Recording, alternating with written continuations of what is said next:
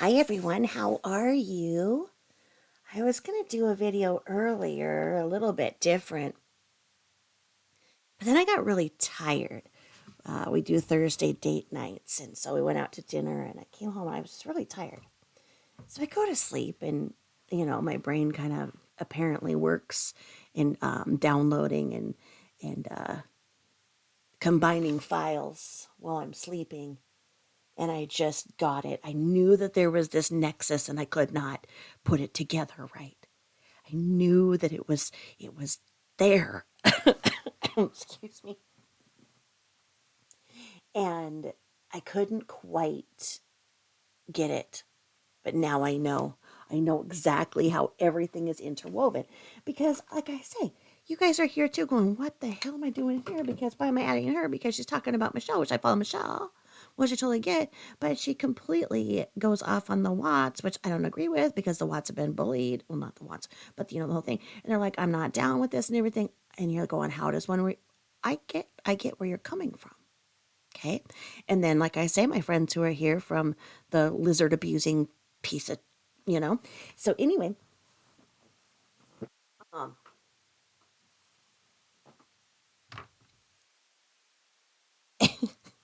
I'm trying to do this without laughing. It is so interwoven. All of this, it all makes sense. So there I was, just asleep. I've got one cat howling at me. Well, not howling. She cries and whines. And you know how Wee Herman, when he got in the semi and the large Marge turned around and went, that's how the baby cat does this. I have 3 cats. One is the Big Mama. I adopted Big Mama and her baby at the same time. So her baby, Big Mama's probably pushing 14, and so her baby is estimated to be 12. And that's, because cats, I guess, can have basically kittens as kittens. But anyway, so I had to take her baby with her because her and her baby would not be separated. And her baby's a little special. Okay, I'm just gonna say she's a little special. She might have been in the in that little bag too long that they have to lick off. She might have been the last. God, I hope she doesn't hear me. She'll kill me. And then I thought they wanted a friend, so I adopted Boo Boo. And as you guys can all see, Boo Boo is a little different. Boo Boo is my boyfriend, but so the baby is named Scoundrel, and that's a little manlish. So we had it Scoundrella because she does these sneaky things. I'm just laying there trying to get back to sleep, and she takes up my entire pillow. And then demands that I pet her in a certain way, and I accidentally told her I love her after I petted her, and that's pillow talk, and so she got mad, and she large marged me with her, and she went, and it scared the shit out of me, and then I had this big epiphany of how all of this works together.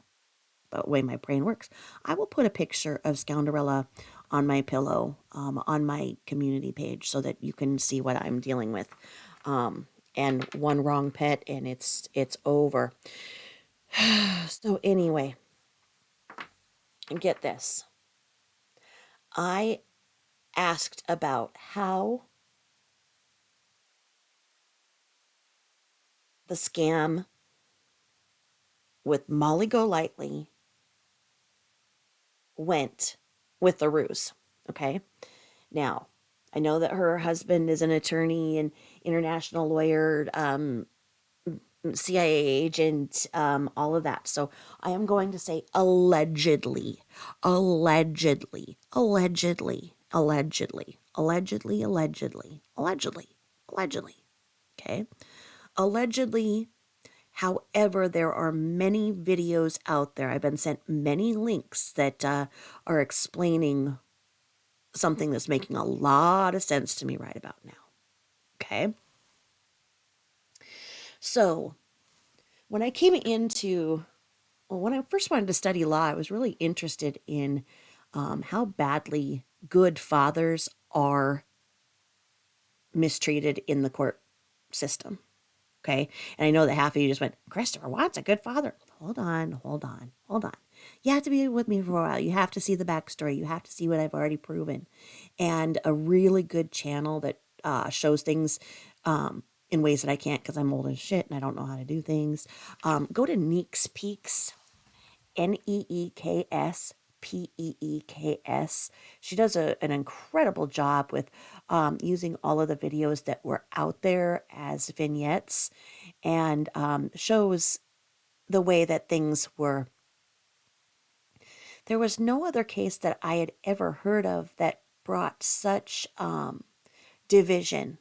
If you talk about it, if you talk about the, John Bonet case and you say, did the mom do it? Did the dad do it? Did the brother do it? You're not going to get all of this hate and divide. It's pontification. Same with OJ. Did OJ do it? Did he not? Did he hire somebody? Was he there? All of those things. You're not going to get what you get here.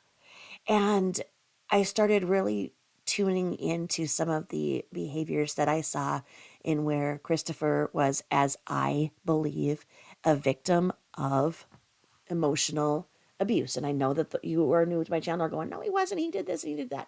Hold on. There was a whole story going on about that. There's a whole chain in the way that the headlines were sold, the rhetoric that went on, and ultimately the money and the way that the social media took it. There's a lot there. And in our United States judicial system, everybody is entitled to a defense. There was a very consistent system of abuse and demeaning of Christopher Watts, not only in the media after this happened, but in his marriage, not with the media, but if you know what had been happening since day one in that marriage, which we talk about on my channel and others, because we can, and it's not bullying, it's giving the whole story. That does not mean in any way, shape, or form that I believe that somebody deserved to be unalived. Not at all. I believe that what was going on was between those two adults, and the children should have never been used as the pawns that they were. Chris was not using them as the pawns. She was. Go back to my videos, go to Neeks Peaks, start going down the rabbit hole that I went down a year ago to try and figure out, because it didn't seem right. What I was seeing in the headlines wasn't matching up to what happened. He didn't have that kind of past that made him look like the typical family annihilator, where there's these things and whatnot. And you're like, but he just had an affair and then he did. No, that's not true. Well, he was having an affair. Oh, yes, he was having an affair. She was too. And she had been having affairs for more than just a little period of the end, allegedly, if you can see the way that things fall out and make sense. So there's the backstory there. And just when you start to say the backstory and how these things happened and how her parents were there enabling a lot of her behavior to be a liar, like her father was. Her father and her had been MLM buddies since she was a teen. And then when they worked together, she was the one who took the fall for the large amount of money that went missing. So she took the hit for the embezzlement and lost her job there. And that's where some of the Munchausen type illness things began to deflect from the actual issue there, which was the embezzlement. So it goes there. A lot of this, something happened. Now, Shadan was locking those girls up for 15 hours out of a 24-hour day. That's not acceptable. That's neglect any way you look at it. And I know that people love to defend it and say that, oh yeah, well, kids do that. No, they don't. That's not acceptable. I've went over this a million times. Just for the newbies here, just hear me out. This is how it goes, okay? So although that family looked picture perfect, it was not. There were a lot of undercurrents of addiction and abuse, both emotional, physical, financial, not both, but when I start listing it, I say both. I was like, it's two-pronged. There were a lot of undercurrents, and she bragged about kicking Chris's ass all the way out to the porch and locked him out one night. And if a man was bragging about beating his wife all the way out and put her on the porch till she could behave again, what would you think right there? Would you then think that, you know, he wasn't the one implicated? Does that one incident say that maybe that's how this happened? No, no, no, no. There's a series of microaggressions and passive aggressive issues and affairs. He did have a very open affair, as it's open and it's exposed. My thing is that he deserves the full story to be out. And when I started looking into this case, there's even news stories that say things that are not true. So that's why I read the entire Discovery series, to show that those things are not true. Some of the news stories right on said that, he pushed them into the oil tanks and walked away as they drowned in the tanks. And that's not true. Is it horrific how he disposed of their bodies? Absolutely. Is he technically, yes, a piece of shit for what he did to their bodies? Yes. What happened that night, I don't know. But until I understand why her blood alcohol level was 3 times that of the normal limit, and how I can understand that Cece, the younger one, popped positive with methamphetamine in her system, so it had already been processed. It was something that had been given either in prescriptions that were being given to her that were not prescribed, that do not add up to the medications that were prescribed from some Munchausen type behavior, Munchausen by proxy type behavior, and the additional medication she was giving her, etc., all of which should not have been given to a toddler. Okay? There's too many unanswered things there. I'm not bashing a dead woman. So, we're up to speed with the Watts and how this goes in, okay? So when I started talking about the Watts, I didn't understand the hate and bullying I was getting, and it was like, leave them alone.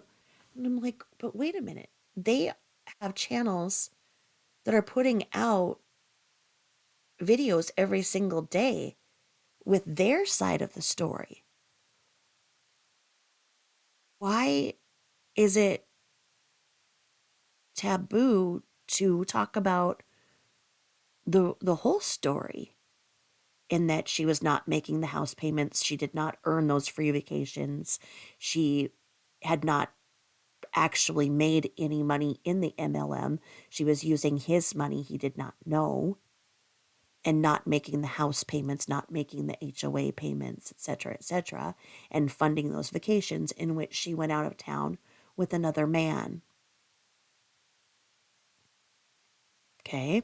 You do the timing, you go back and forth, and the pregnancy in which she had, as you can tell in the Discovery, there was a paternity test, and the results of which are not in the Discovery, which the person who would have been identified as the father, who's in the case, you would think that if the results of the paternity test were that of Christopher Watts, that would have been the next page in that Discovery to put it together with the paternity test that was there, because it was questioned, because he did accuse her of that not being his child, as they had not been intimate during those months. Their marriage had been troubled for a long time.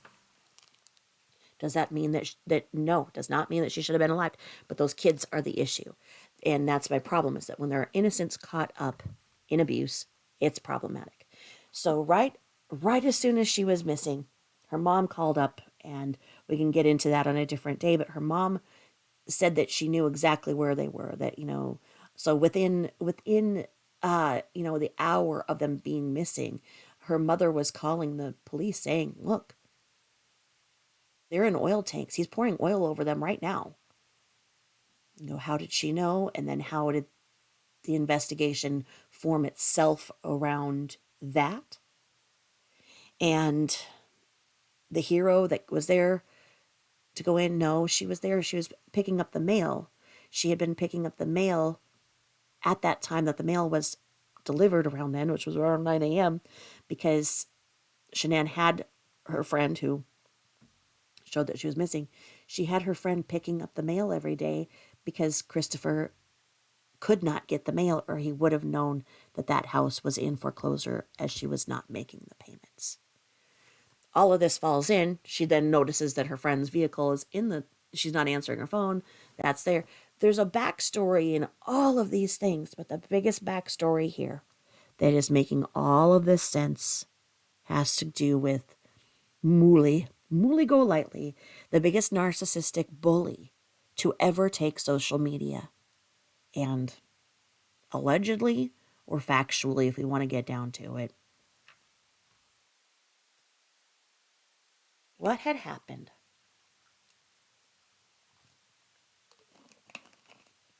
Molly got big from the Watts story.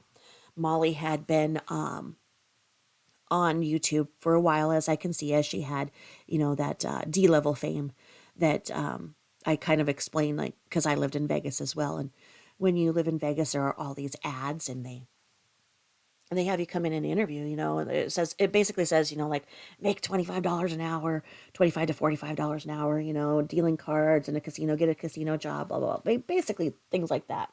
They're cattle calls. So you come in and they give you the once over. I just woke up, like I say, Scoundrella large marge me. I'm still scared. Hope she doesn't come and kill me.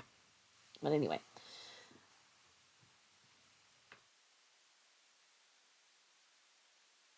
They look you over, and based on your appearance, let's just be honest here, your appearance and your assets, they tell you what kind of jobs they think you should do, and they do the hiring for that. And for me, they told me that I could do bikini poker, like me go in a bikini and deal cards. And I don't know how to do cards. I hate cards of any kind. I don't even think I can actually do Go Fish. Uno, maybe, with the colors. But I hate cards. And I could never figure out how to, I don't gamble of any kind. So I'm like, no, I'm not going to. And they're like, but you have the body for it and everything. I'm like, this body, no. I didn't see myself in that capacity. And then there were the other jobs that were offered at that time. And I was not the type to embark upon that, if you will. I've talked about some of my other, obviously I had a little knowledge of how all things Craigslist hookerdom go. You'll have to ask me that on a different day. But anyway,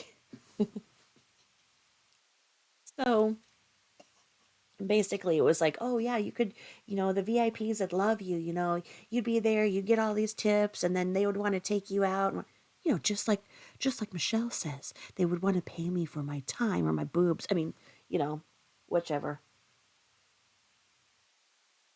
I'm naturally blessed with a gigantic rack, but anyway,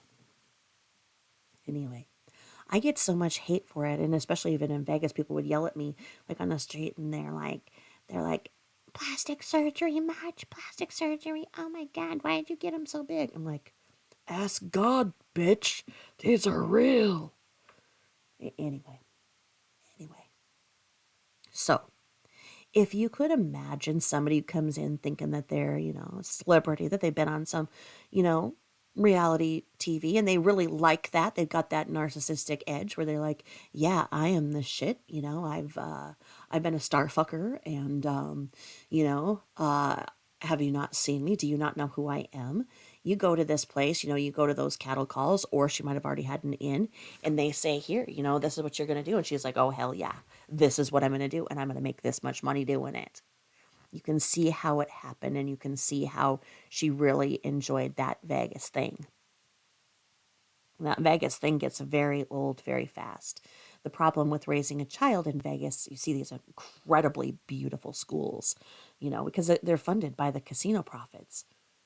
But you also see these incredibly beautiful schools with 6-foot chain fences, and you hear about how gangs get initiated by going and shooting up school buses.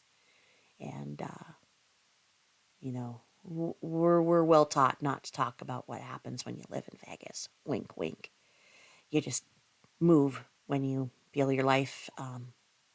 The odds of you living another week are slim. You just pedal to the metal and get the fuck out of Vegas. So I don't know if that's kind of how it I don't know how it is being married to an international man of mystery. I don't know if the same thing happens and that's how they went. And it seems like she, went and she still had that fame feel, and went to an area where it was maybe safer for the raising of her child and whatnot. But she still missed that feeling of when you go out, because that happens in Vegas. When you do go out and you dress up and everything, you rub elbows with the stars. It's not even a question. You get to know people there, and you get free tickets to private events and whatnot, and you're getting drinks with the band. It's not anything unusual. And if you're somebody who really likes that and thrives on that, well, there you go.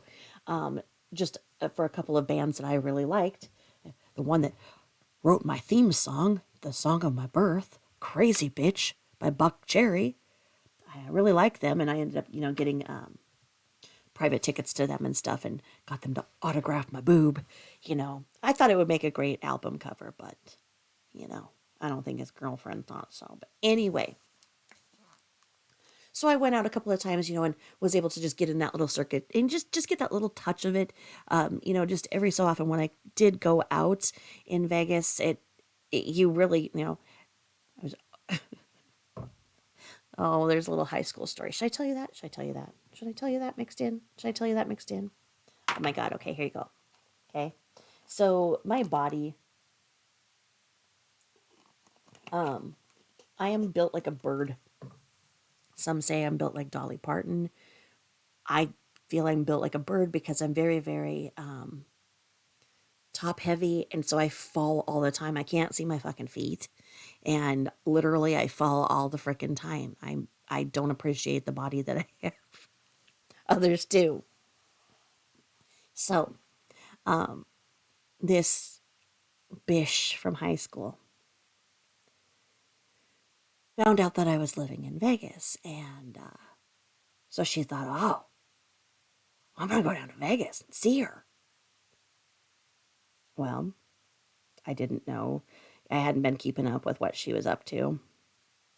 And kind of a friend of me, kind of those asshole friends, like, they're just, I don't know.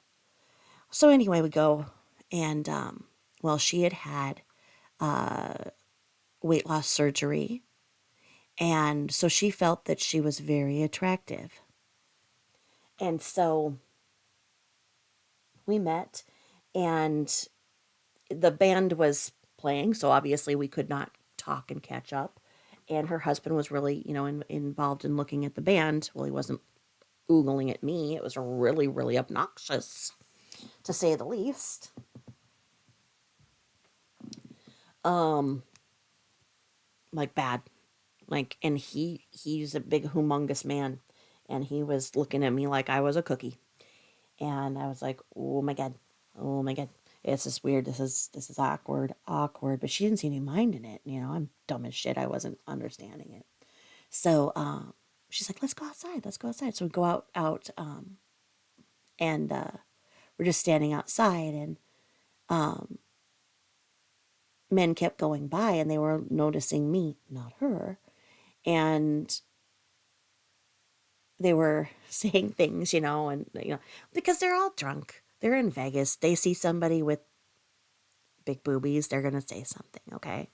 So I got quite a few, I have a butt of a pancake, so the boobs just really stand out. So, it happened a few times, and she's getting madder each time. She's looking at me like, what the F, right? So finally, these guys, I think that, I don't know, they might have been like Turkish. They came up and they literally got down on their knees and started kissing my hand and telling me I was beautiful, I was beautiful, I was beautiful, and they loved me, and I was like, oh, thank you, thank you, thank you very much. Well, she lost her shit, man, and she gets in their face and she goes, "Why are you saying that? I've known her forever, and she was ugly in high school, and why are you doing this to her? She was ugly in high school." And the man, and he didn't he didn't miss a beat. He got up and he goes, "We love her because you're ugly and she's beautiful."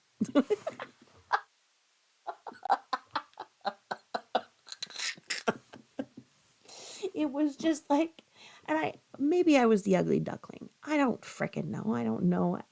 And I didn't think too much about it. If I was ugly in high school or not, I don't see myself as attractive now. That's why I don't put myself. That's why you don't see my face. I'm not gonna inflict my frickin' looks on the internet. So anyway, I could have lived in that moment forever because she was that bitch. She was that bitch. She took every opportunity that she could to just be a mean girl. And she wasn't anything. She wasn't popular or anything because of the mean things that she did.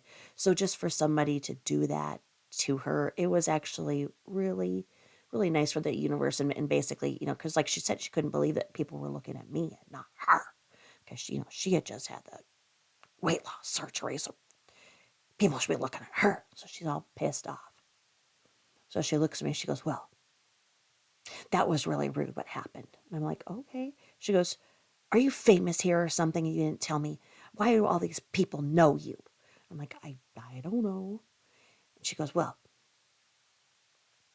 the way you can make it up to me is that my husband wants to fuck you. And back home, we're swingers. And we do the..." Oh, I don't want to say what they do. I don't want to say it. Oh, no. I don't want it, but I didn't want it done to me.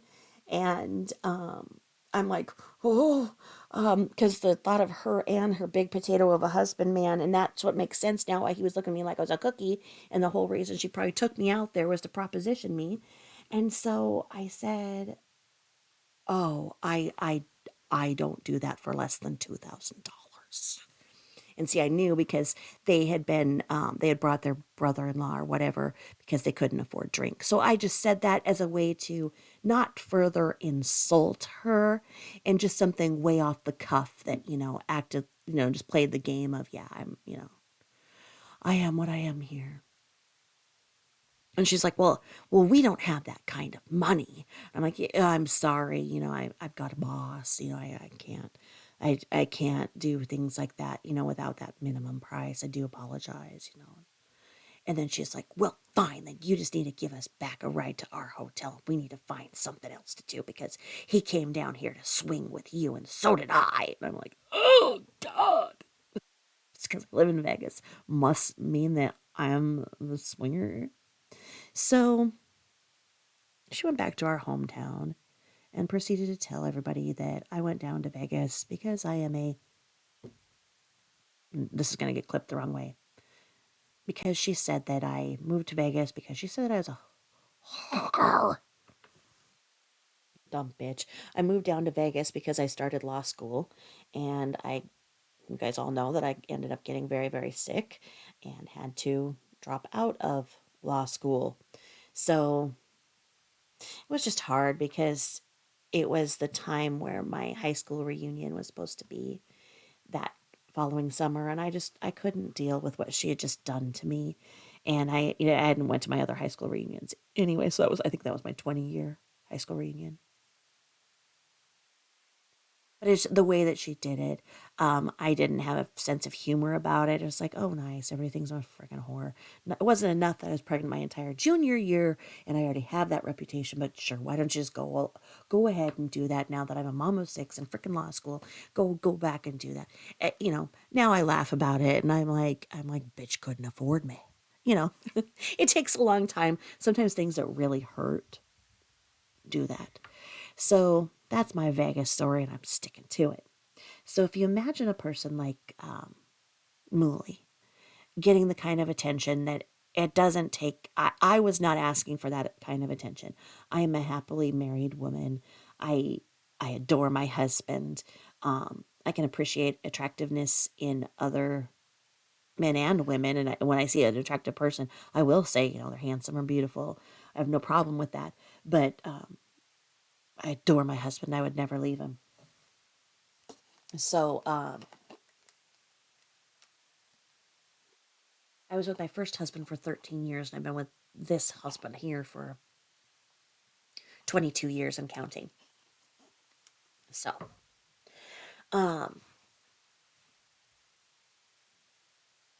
do the math on that. I bet you guys are. I bet you guys are getting out your pencils, and you're like, well, she was that. My God.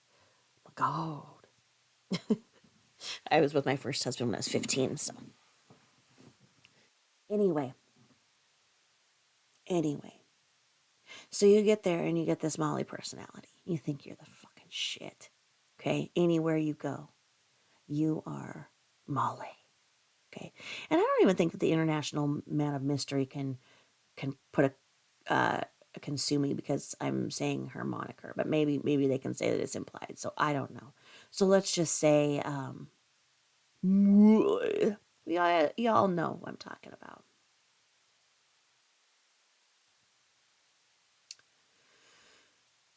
She goes to this other city that she lives in, and she's probably bored. She's missing that high of being, the D-level celebrity that she was, in Vegas, and the stars that come over from LA and the star fuckers like her, all get off on that, and they live that Vegas lifestyle, and it's probably very, very addictive. I think she looked really, really pretty back then. And that was enhanced, as we all know. She's honest about her plastic surgery. I mean, she had some naturally beautiful looks at the time, and it was enhanced with the plastic surgery. And I think, didn't she get, did she have a tummy tuck too? I don't know. I don't know. I do believe she had the breast augmentation. Yeah, I think she said that and stuff. So here she is looking beautiful, having that kind of, and all the attention you get from all of the tourists and stuff you go. And if she was in that, she's probably just loving that. She goes to this thing, and then she's sitting there, and the only outlet she has is social media. So she goes on social media, and she's getting some attention, but certainly not the kind of attention she could get on the West Coast, Vegas and LA more specifically.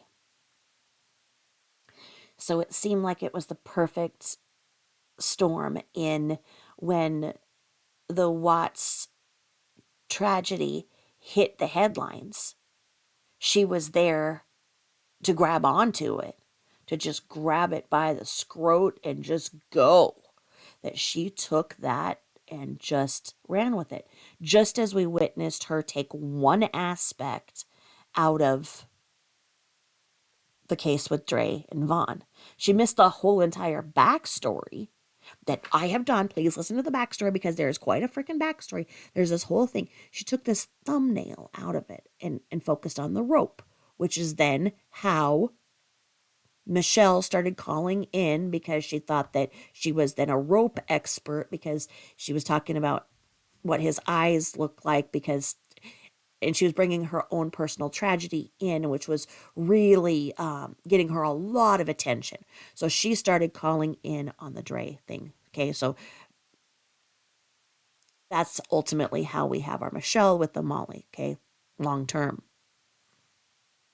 We're all talking about hookers all the way around. Okay, me a hooker, Molly a hooker, Michelle a hooker. We're all hookers, and this is how this all comes down. It's big hookerdom. Okay, big hookers we all are. Anyway, something that happens when you live in Vegas is that you become very sexualized, that you don't see the boundaries around sex as and sexuality in your body.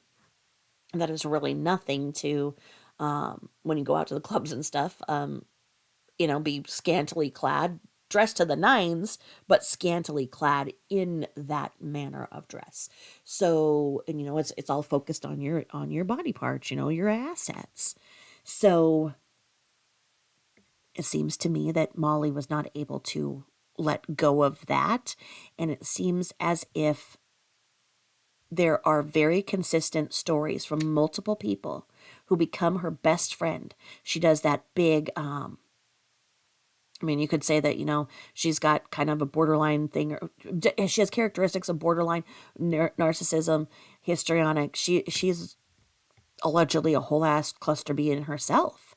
And she's got many characteristics of them. But again, there is substance abuse that has been shown on camera and the alcohol, and you don't know how that affects those personality traits, allegedly.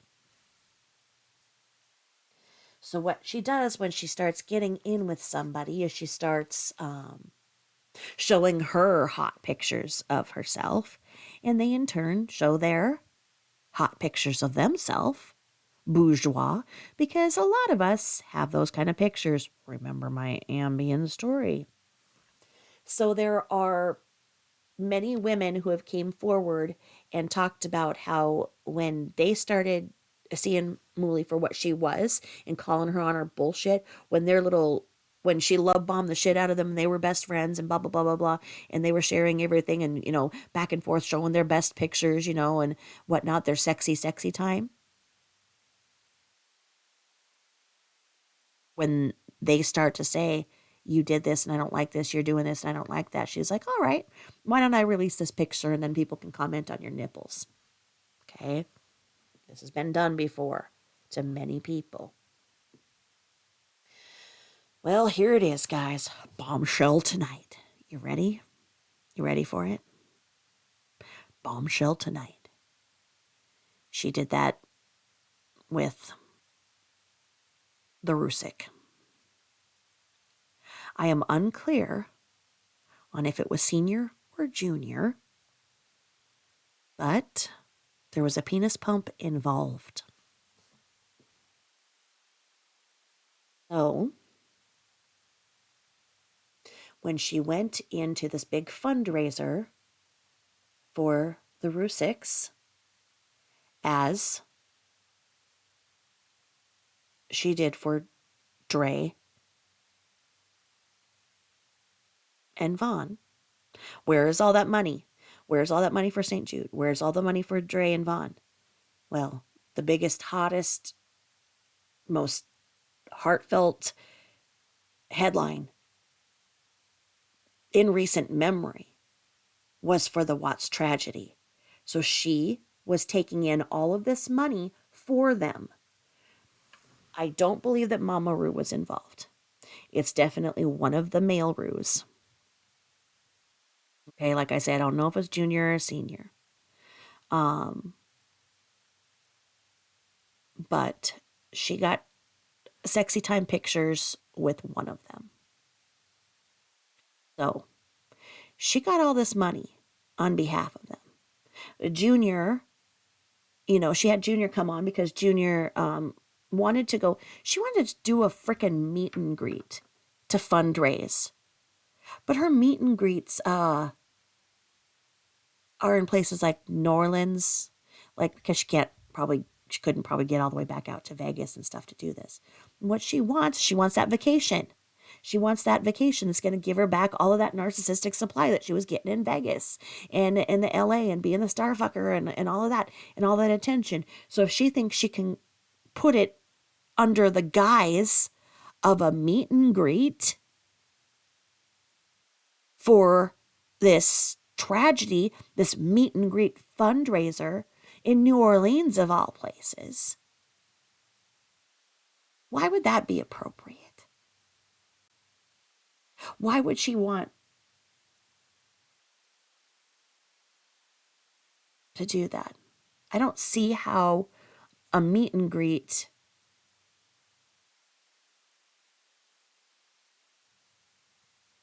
this is her line of thinking where she thinks she's a celebrity.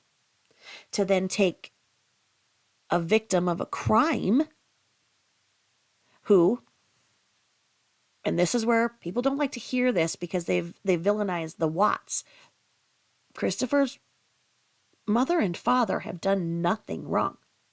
The news has it all backwards and everything, says they're greedy. No, no, no, no, no. The ROOz popped a $6 million lawsuit quicker than you could blink. The Watts have never asked for anything. I straightened those rumors out on my channel. You can check that out because there's actually the creator who said it, and there's all these people who believe it, and they think that the Watts tried to make money on this. Oh, no, no, no, no, no, no. The ROOz got the funerals paid several times over, even from our United States judicial system, allegedly, Crime Victims Compensation Fund, and from the fundraisers, and from the fundraisers, and from the fundraisers. But now they're doing renovation because they had to cover it up. I mean, whatever. They got a beautiful outdoor kitchen made to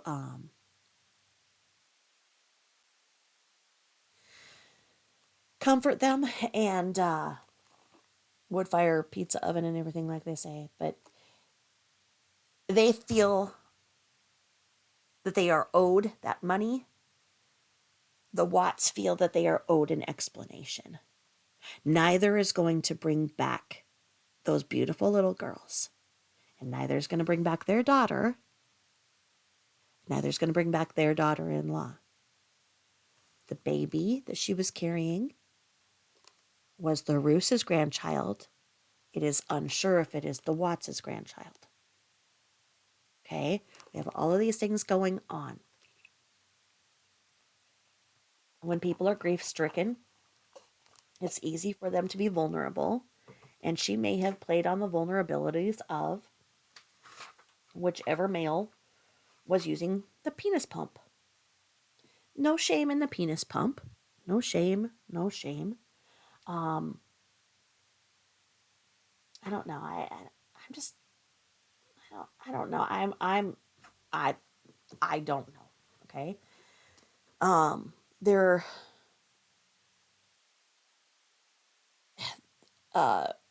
Junior was convicted of punching his girlfriend's 2-year-old. So it may be Junior. Junior has a past with addiction. It's implied that it's Senior, but it could be Junior. I don't know, and that's not the point. The point is that MOOLY preyed on them. So then, when they had all of that money that she had gotten on the sympathy, she had Junior come on the show and talk about how he needed his truck repaired, that, you know, he's has his hood held down on his truck with masking tape or duct tape. I hope it's duct tape. They said masking tape, and I'm like, yeah, I know all that duct tape can do. I don't know why, you know, that's a big secret, but freaking use the duct tape. So she brought him up on that, and you know, and Junior doesn't like to talk like that, as you saw, like in the hearing. He had his statement read, and he sat there, you know, and worked his jaw. Junior has a lot of issues, and money isn't going to solve them. Intense therapy for the truth and why and how it became acceptable to abuse children and treat them like objects and not as beautiful little treasures that are little sponges of information. The child abuse and alcoholism and addiction are deep in that family. And those issues carried over very much into the stress that caused something to happen. Like I say, I'm not going there right now, but this is what MOOLY did. She blackmailed them, okay? So from what I can see,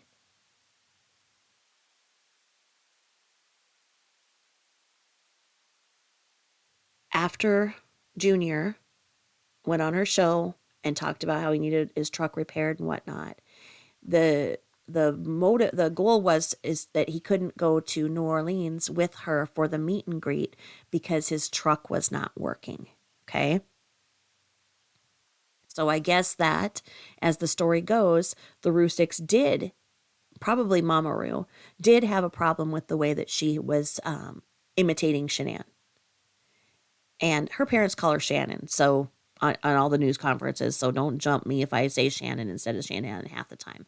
The Shanann was a way to play with the way that her name was spelled so that the history of the embezzlement was not going to follow her as she married Chris and got the fuck out of town, laid low for 2 years after little embezzlement snafu.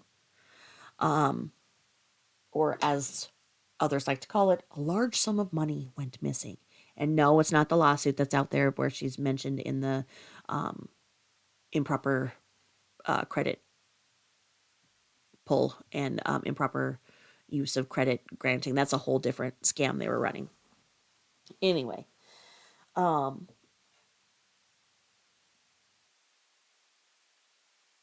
it was said then, it seems like both senior and junior were going to go to New Orleans with MOOLY for this meet and greet. Okay? So the question begins. You all know how that ended, don't you? Do you all know how that night ended? What were the plans? Was this planned for the male ruse to go to the strip club too? Was that how they were going to party? Because it seems as if there was a few big-ass parties that went on in the nights before the meet and greets. You can see it in Colorado. And you can see it in New Orleans. Karma bit her ass and she got arrested in New Orleans. And the arrests, have you guys seen the arrest thing? It's quite hilarious, if you will. So she had this meet and greet in New Orleans, of all inappropriate places to go for a meet and greet to raise funds for the Rusiks. I don't even see how that makes sense. What did they need it for? The funerals were already paid 3 times over, as I say. One GoFundMe in a whole different scenario was over $200,000. Money's not going to bring those kids back. It's not going to undo what was done. It's not going to bring their daughter back. That's why the Watts haven't asked for a cent. They were named as a possible beneficiary in Chris's death and dismemberment policy, in which his wife was the beneficiary. And so the insurance company mentioned them as a possible beneficiary. That's in that Zurich. If you look in my files and where I covered the Zurich life insurance, that's covered. Other than that, they've not asked for a cent. They were shunned from everything, treated like they're monsters. They didn't do anything wrong. The Watts have done nothing wrong.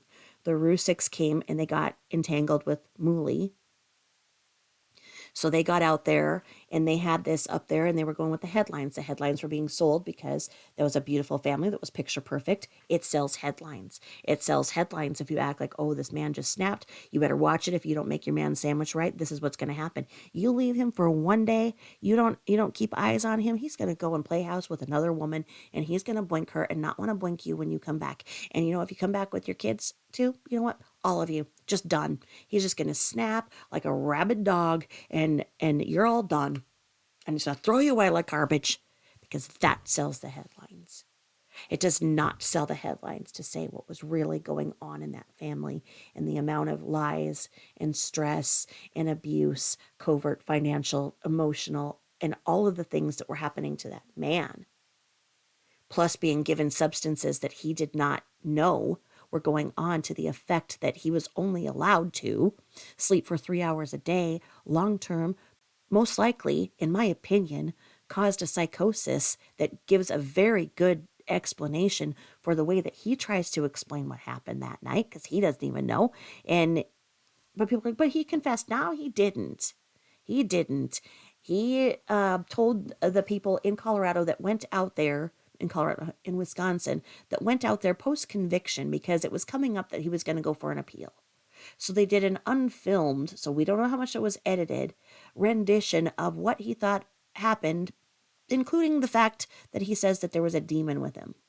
So that could be, okay? But it could also be that his mind was so messed up from the long-term sleep deprivation and given substances that no one knows were in those patches. They changed the formulary because so many people were having issues with it, and they changed the entire formulary after what happened to him. Why? Was there a payout there to the ROOz? You don't know. You don't know. But if you start looking down the ROOz, they say, don't bully them. The ROOz have been through enough. You want to know why? Because once Molly was in their crosshairs for ripping them off, and Senior Rue figured it out that she was keeping all of their money, and she went on a boat cruise, and she went down to New Orleans and did all this shit and did everything, needed all of the legal funds she could get because her international man of mystery lawyer husband couldn't get her out of what she had done stealing from the stripper that night. And no, she didn't steal a lap dance. It was alleged that she reached into the stripper's purse and took money. It was alleged. Okay, that's what the charges were. It wasn't that you stole a lap dance. You don't go and have somebody grind on you and then be like, I don't have any money here. Lap dances are, it's an agreed upon amount where you hand them the money first and then they start grinding. Don't ask me how I know. Okay, I'm just saying. Maybe I'm a subject matter expert in that. Who knows? Anyway.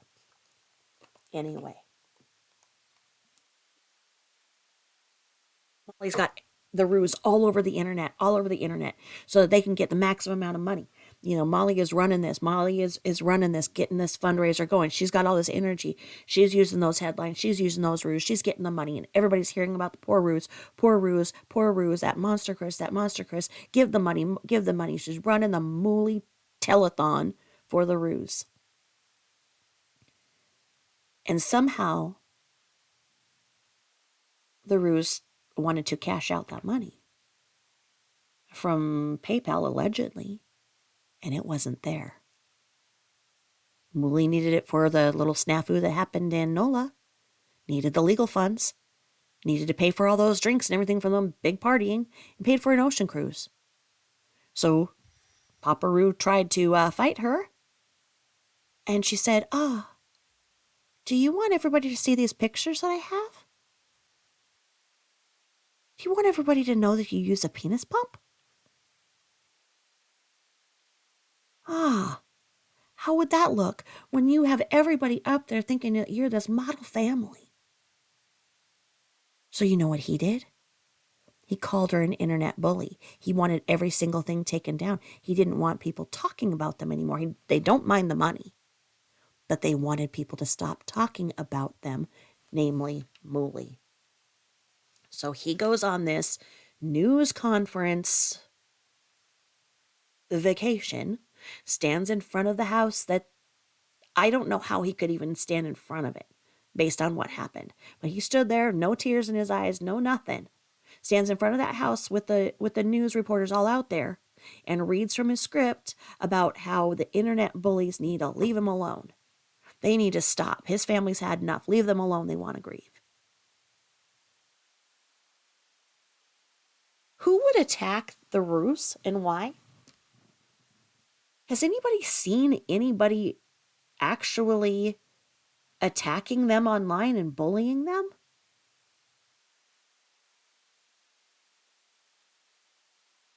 I've never seen it. Why would anybody?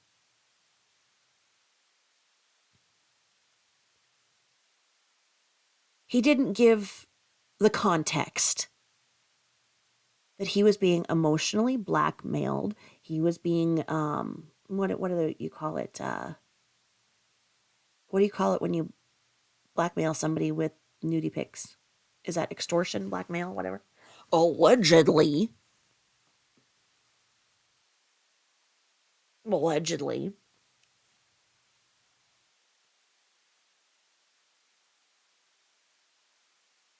That's the bullying. He called her out as the bully, but he couldn't very well stand up and say, and I don't know if she threatened to, and I don't know when the conviction of Junior abusing his girlfriend's 2-year-old. I don't know when that came out. I think it was well known that Junior had the substance abuse issues. It's well known that Senior was an alcoholic. She's talked about that. That's in the interviews where when she talks about her teacher, how she's told the teacher that her male teacher that he was the only male figure in her life. That her father was absent because he was an alcoholic, so she didn't have him as a male figure in her life. Her mother and her had a disagreement when she turned 18, and her mom slapped her, and Shanann ran off and got married the first time. While I was going through this, I saw more misinformation where it says that, Shanann was trying to fix the marriage and was going to marriage counseling and was working, trying to keep that house and everything. And she was doing that. That's all misinformation. She went to marriage counseling with her first husband, and became very obvious that there were some issues with her behavior. It is she displays the characteristics of somebody who has a personality disorder. And so that was mentioned in the counseling, and her answer to that was not to go back to counseling and not to come home at night in her marriage anymore. So subsequently, she got a divorce from her first husband, who, by all accounts, it was an amicable divorce, no problem. And then she had a large suitcase, a large amount of money in a suitcase, a large amount of cash in a suitcase. And she brought that, and she wanted to have a house built that was the same as her boss while she was working at the Dirty South. You can listen to my Queen of the Dirty South thing, and don't come at me. Don't say, her father was not Italian, he's Polish, because I had to write in different details in there to give the image that I wanted. The image of the Polish father is not the same as that if you think of the Italian father, and her mom's Italian. So I did some creativity in there to build this image, because I don't even know if I was talking about Shanann. Do you? I don't know. Sometimes I tell my stories. It's all alleged. So then when you are somebody who is looking at this case and going, wait a minute, this doesn't add up. Wait, there's no proof of that. Wait, this didn't happen. Wait a minute. What? You a stay-at-home mom with your kids in daycare that costs $5,000 a month that you don't have, and why in the hell are you locking them up for 15 hours out of a 24-hour day because you're saying that you read it in a book? And so then I went and got the books and wasted how many hours of my life researching it to find anything in there that said anything similar to what you were doing? Nah, that book was a flex. They didn't say to do that, you silly. And don't even get me started on that. That's who the bully was. The bully was extorting the ROOz because she had allegedly naughty photos of them. She got away with this. Why did she get away with this? Because the internet sheeple said, people are bullying the ROOz. So then anybody who dares to talk about the facts and the truth that happened, we don't know what happened that night. I wasn't there. I don't think, was Chris there in his mind? I don't even know. Why was Shanann so inebriated? Why was her blood alcohol 3 times that of the legal amount to drive? I'm not saying she drove drunk.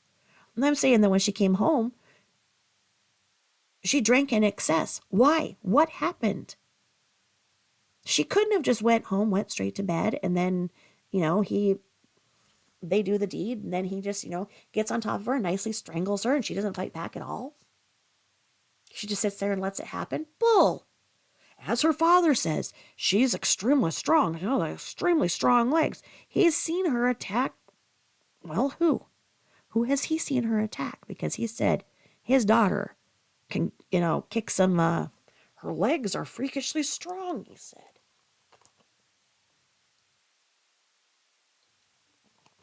She would have kicked his ass if he would have done that. There had to have been a big fight. You know, did she come after him and kick his ass and he pushed her and something happened? We don't know. But that's the point. We don't know. And then it's like, oh no, they didn't want any more tragedy. No, no, no. Chris doesn't even know what happened that night, but he just wants to be left alone. I believe he's on the spectrum. I believe that that's what you saw on the porch when he's grabbing his arms and rocking back and forth. And I also believe that that autism that he has is why he places very high on the intelligence scale, but would place very low in what we call the emotional quotient. He doesn't want to talk about it. He doesn't want to think about it. He just wants to be left alone. But then when they went to interview him in Wisconsin, and he says, well, yeah, I didn't think that I was going to be in prison for life. Yeah, that little detail was left out because they went with the other part that you don't know if it was taken out of text or whatnot. If he was given a multitude of scenarios that he read off, you don't know what really happened in that interview.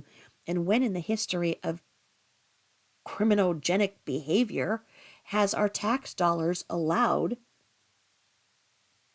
at least three extremely high level, high paid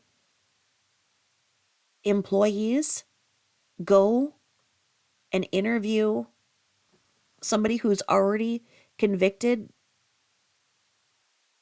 with 5 life sentences with 0 possibility of parole?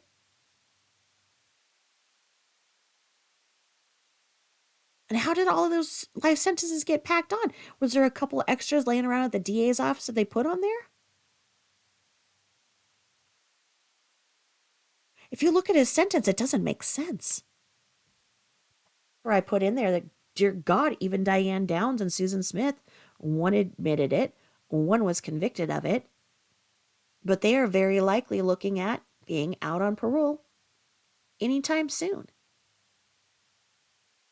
That if he would have talked about what happened and the circumstances and what happened, and even if he frickin' snapped, he could be looking at the possibility of parole, but we'd have a better understanding of what happened so it doesn't happen again. And we could push for what exactly was in those substances, because when the discovery commanded that the substances in those silly stickers, I call them, that she made him double up on, his heart rate was going so fast that his body believed that he was exercising 24/7, which is why he was not allowed to sleep. Long term. He had a lot of work to do. He was the primary care provider in there. She didn't have to do anything. She was treated like the queen. He loved her. He still loves her.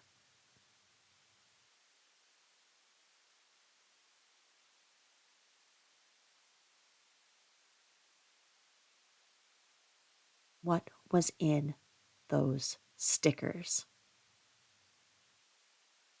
The investigation ultimately called to evaluate what was in those substances, and they had one of her friends bring the products that Christopher Watts would have been given,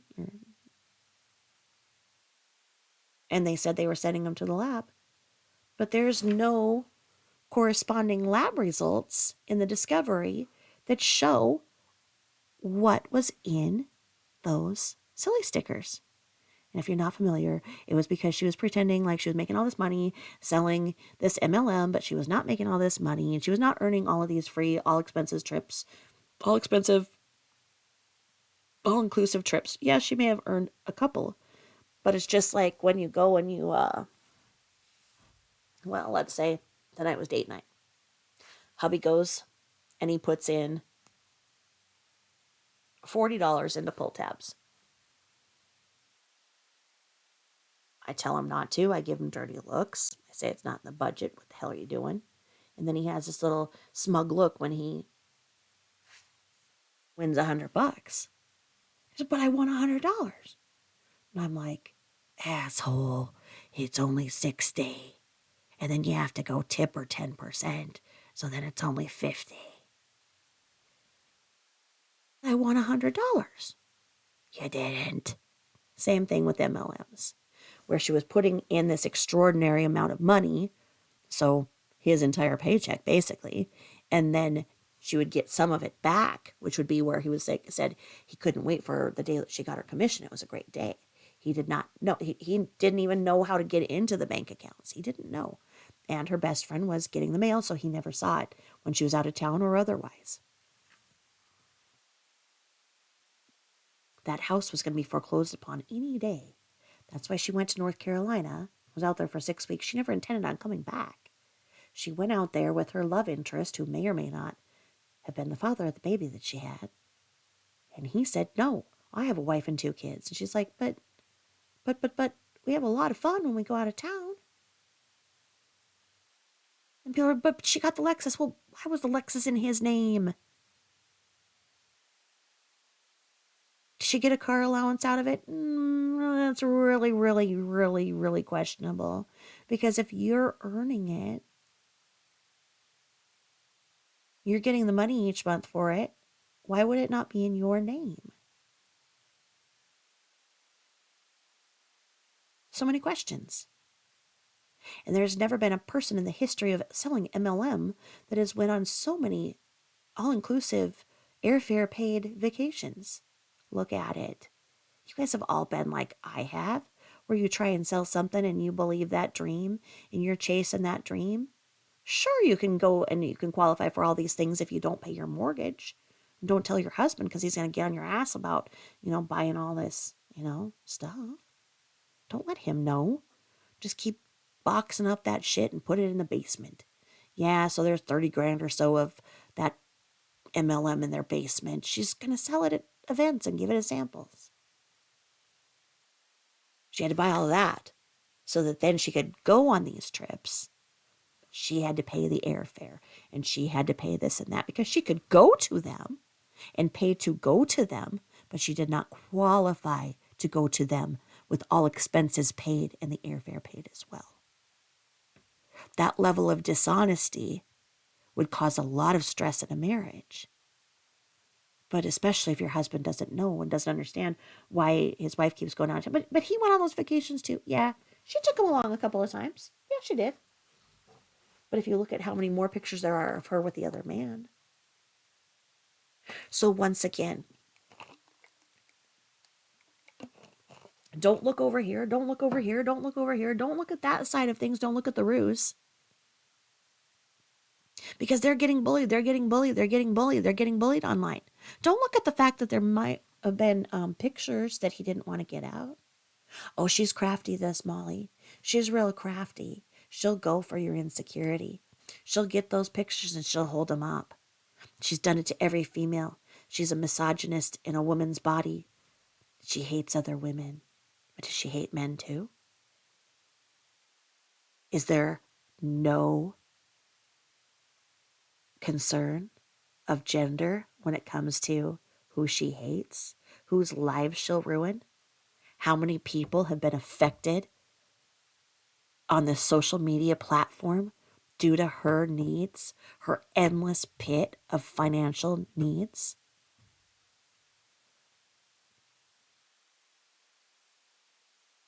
We have the right to talk about criminal cases. We have the right to talk about how things happen and why.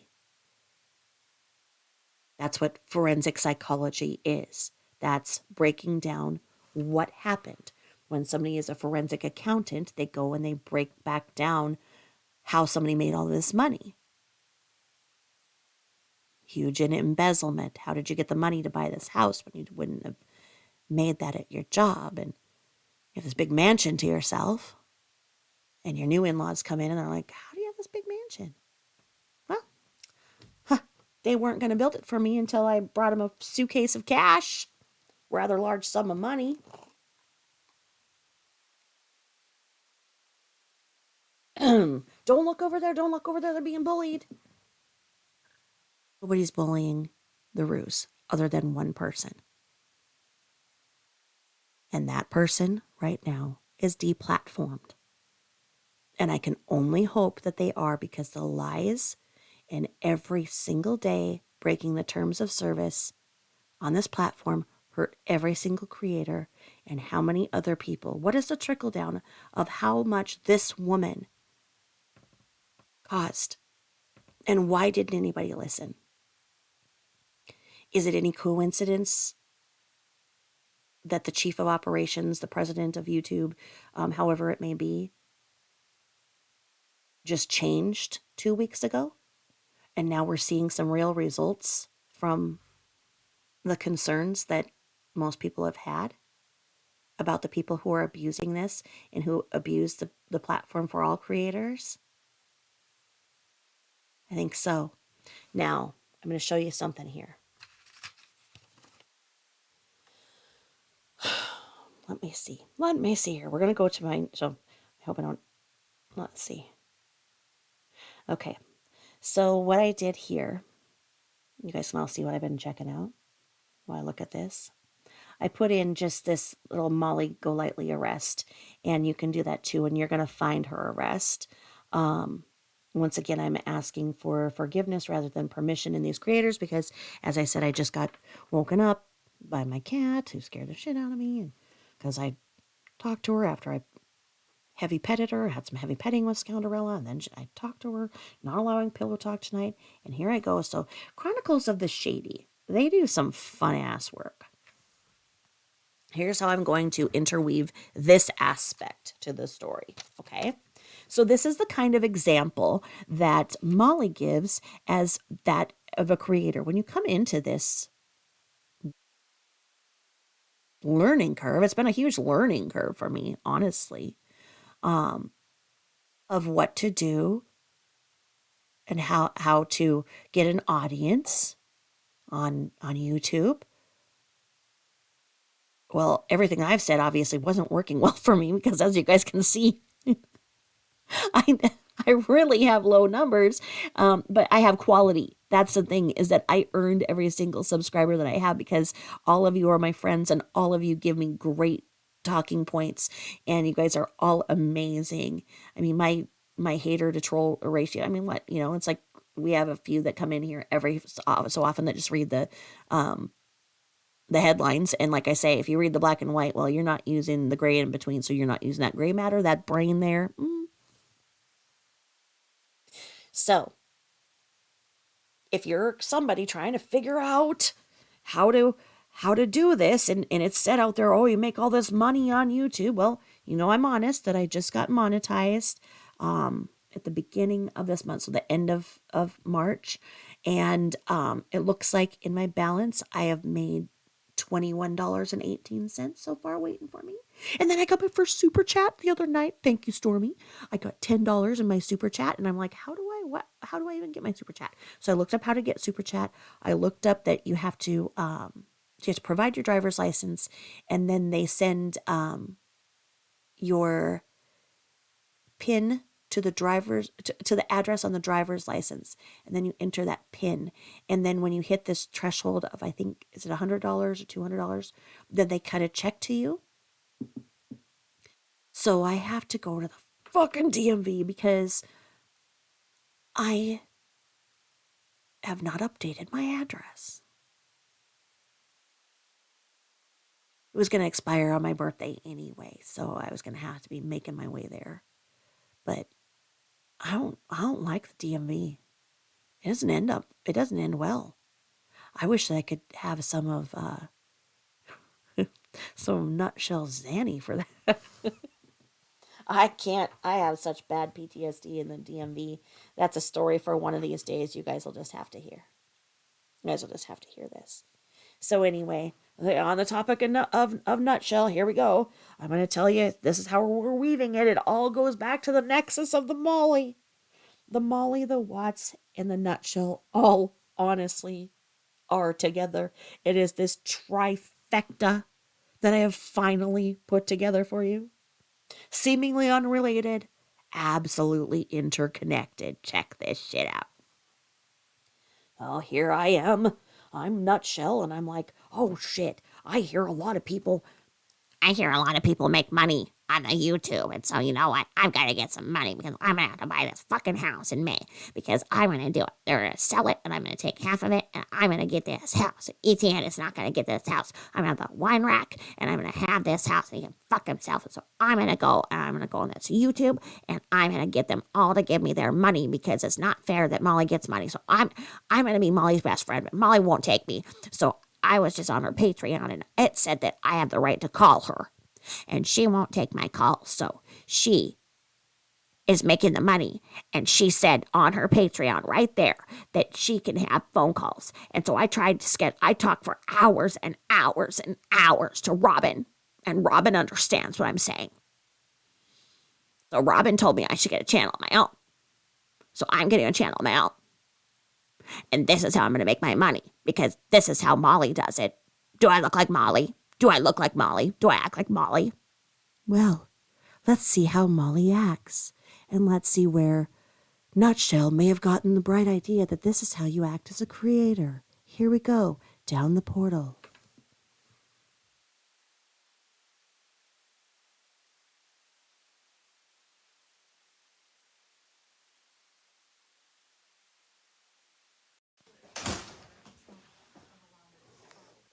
Dude.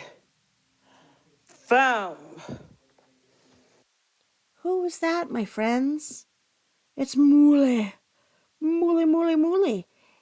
And so if you're Nutshell and you're figuring out how to do this, you watch her, because, you see her getting the most money and the most attention, and, you got to buy that freaking house, you got to have somewhere to put that wine rack. Well, here we go. We're going to watch how Molly makes her videos and how she gets her money. Here, watch and listen, folks. Here we go. I'm going to make sure that it's up. I don't know how the volume transfers over in the videos because you guys know I'm old as shit. But anyway, let's see. I'll put it up a little bit more so you can hear what goes on here. So, dude, Diane, you bitches better fucking chat the fucking super chat out of me. I even super chatted the fuck out of Diane. I'm so desperate. I just came out of, you better bitches better fucking chat Shemer. Super chat me the fuck or become a fucking message. Or else I'm gonna fucking, what? Are you safe? I made it back to my fucking hotel room. You bitches better become a fucking message or else I'm gonna throw a fucking fit. I swear on my life. You better super chat me or you ain't getting nothing from me. Holy shit. Please super chat me to get out of the fuck twat I got out of this night. Please, mods,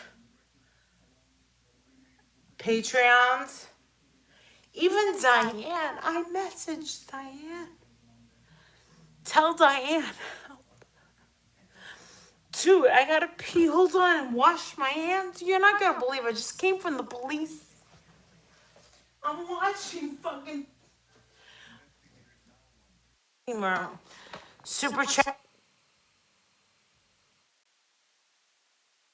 Review this, okay? In case you're Michelle and you're taking notes. So you're like, Okay, I gotta act like this, right? Right?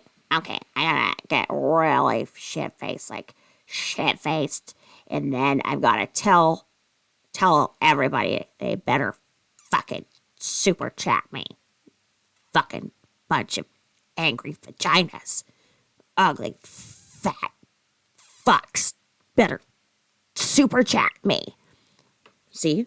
In the portal, we can see how. Because Molly had amassed how many subscribers, and people love their patron saint, Molly. They love her, and if any other creators, even at this point, talk about the fact that she's not there, they're like, you know what, it's been a great ride, but I can't even watch you anymore. Because they see this is how you do the YouTube, because she was up there. She was up there, and she had it all, right? Because that's what it looked like. So when you are a person who doesn't know how to think rationally, and you need some money quick to put your wine rack in the house you're going to finish extorting from the man that you falsely accused for abuse, you need cash in a flash, why go out there to those streets and hold up the sign? You know, maybe that's what she does when she goes out. Shit, I don't know. Gets another couple hundred, has a little cardboard sign, says, you know, Army man beat me. ATN beat me up. I mean, whatever. So she's taking notes. She sees this shit. She's like, okay, this is how it goes. And then she sees, oh, well, shit. If I glob onto her like the parasitical cockroach that I am, if I hook onto her, if I go and put my star to her moon, we are the universe. Right. Deuces. And she thought those two would be great together because it's in Michelle's wheelbox. She knows how to get drunk. She knows how to get the Xanny bars to snort, which has been allowed on YouTube if you guys have been watching what she's been doing. Allegedly. And where does this money go? I mean, she talks about how her international man of mystery makes so much money. So why would she need a super chat from anybody? Right? Like I tell you, I live middle class, modestly. Money is what it is. As I've said, I have everything I need. If I want something, you know, I wait to get it. I just want to feel more comfortable at the gas pump and getting an occasional coffee that I didn't make. I did get the Nespresso for my Christmas present last year. I'll show it to you guys. It makes really good coffee. Anyway, here we go. If you're Michelle, you're getting the formula. This is what you have to do, because if it was a problem, wouldn't YouTube not allow this? Many people have been complaining about this, and YouTube never did anything about it. So, this is what she sees. She's taking notes. She's doing this. Here you go. We're going to watch one more time. Take notes. This is how you get the super chat. Now, this actually wove into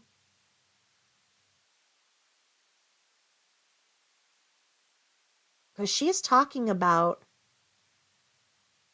just coming out of jail.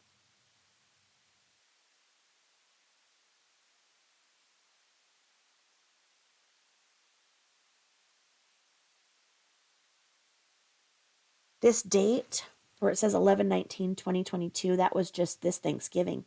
So this wasn't her drunk now, because she's talking about coming out of jail. As far as I know, there's only been one arrest. So this was when she got arrested in NOLA then, right? Let's check it out. And then see that sign on the motel? It looks like it's got a little it looks like it's got a New Orleans type of house. This is her post arrest, I think. Let's check it out. Me. I even fucking super chatted the fuck out of Diane. Okay, we've got to go back a little. I'm so desperate. I fucking desperate. chat the fucking super chat. Look at her slob ass leaving all the clothes all over. Dude, Diane, you bitches better fucking chat the fucking super chat out of me.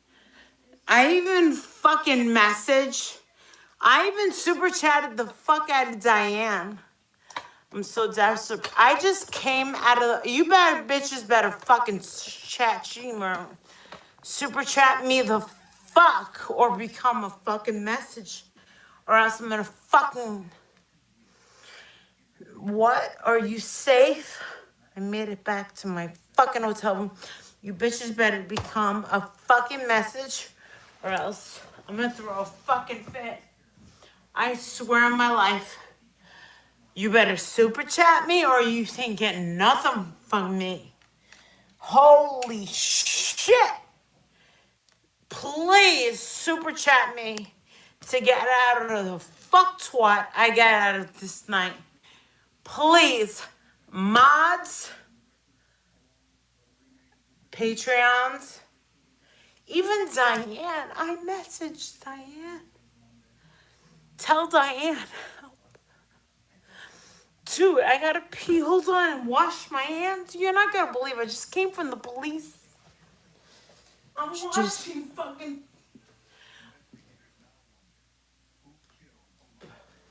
Watching? Forensic Files. Y'all asses better super chat me, become members, or I ain't saying fucking shit. Cause this shit is gonna make fucking headlines. And I didn't even expect it. I am so mad. I can't believe it.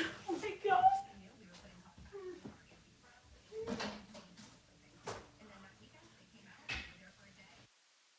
Okay, and now how can you not talk about this when she's saying you're not going to believe this shit's going to make headlines? So she felt so wronged. If this is the, well, she says she just came from the police. I guess it's yet to be determined. When I put in Molly Golightly arrest in the search, it brought up her other jail when she was in jail. I don't know if you guys have seen that, but it also brought this clip up, and I thought that was really important. And once again, as a teaching tool here to see how people who are impressionable, as Nutshell has had a long-term history of substance abuse and alcoholism, a long-term history of being arrested multiple times for DUI. When we were all watching this and whatnot, and just going, oh yeah, well, what? No. I've been sent a lot of information, and it seems like anytime it was coming down to her having to go to jail, she would opt for rehab to do that, and then rehab would be great until she met a man, and then she'd come out and play nice for a little while, and then begin again. So it wouldn't be out of the question to say that, as it has been confirmed by Michelle's ex-husband and her, she has a history of using meth. That causes brain damage. The amount of alcohol that she is taking in, as it is said that it is affecting her cardiovascular system in blocking her periphery, her arteries. It's affecting everything. She's got brain damage. So she's seeing this, and we know that she isn't operating with a full deck. She's got, alcoholics and substance abusers long term have brain damage. I know that I'm going to get railed for that. And be like, she doesn't have brain damage. There's nothing wrong with her. She's just a person having a hard time because she got divorced. No. This is long-term bullshit. This is what Michelle has done over decades. And our government gives her SSI for it.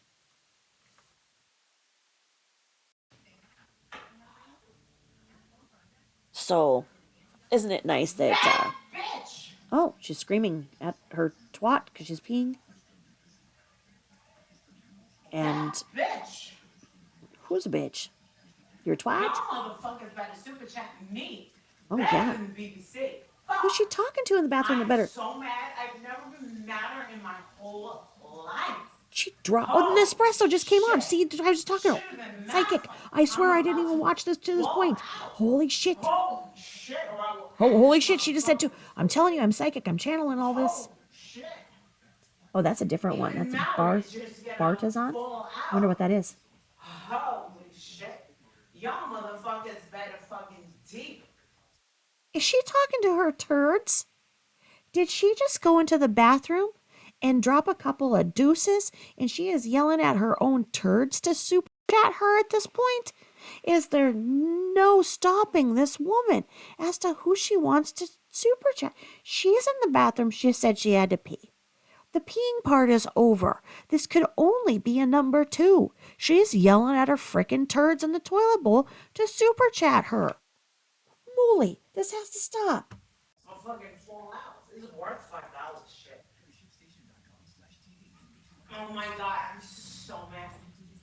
If y'all motherfuckers haven't super shouted me, you know, deep in the next fucking 2 minutes, I'm gonna fucking turn this shit off. And I swear to God, I don't give a shit if you guys say mother go like me and doing the shit for the money. Fuck. See, she's saying shit, shit, shit. So I think she's saying, you piece of shit, literally. You Twix bar looking motherfucker. You baby Ruth. Maybe she dry alligatored it. Maybe she went in backwards and put it on the dry end so that she could yell at it for longer to super chat. And it's like, I'm just a piece of shit. I don't know how to super chat you. I don't know what you're talking about. I just came out of your fucking ass and I just want to go and have some water thrown on me and get this over with, bitch. I don't know. What's she doing in there? Yup. Because I would get away with this shit. Oh, hell no. The police even promised me. They wouldn't even put it out to the police. I said, shit, motherfucker, I'll put it out to the police. Oh, fuck. What'd she say about the police? That the police even promised her? Well, she's attacking her turds in there? Is there... Stop it, Molly. Let the turds go. Shit. Leave the shit alone. We'll be like, what? That bitch, holy shit. Holy shit, you ain't never... Do you guys talk to your turds like this? My God. believe what happened tonight. Oh, shit on the shingle. Okay, and she just called it shit on a shingle too. So she didn't do the dry alligator. She did the shit on the shingle. Woo. That bitch.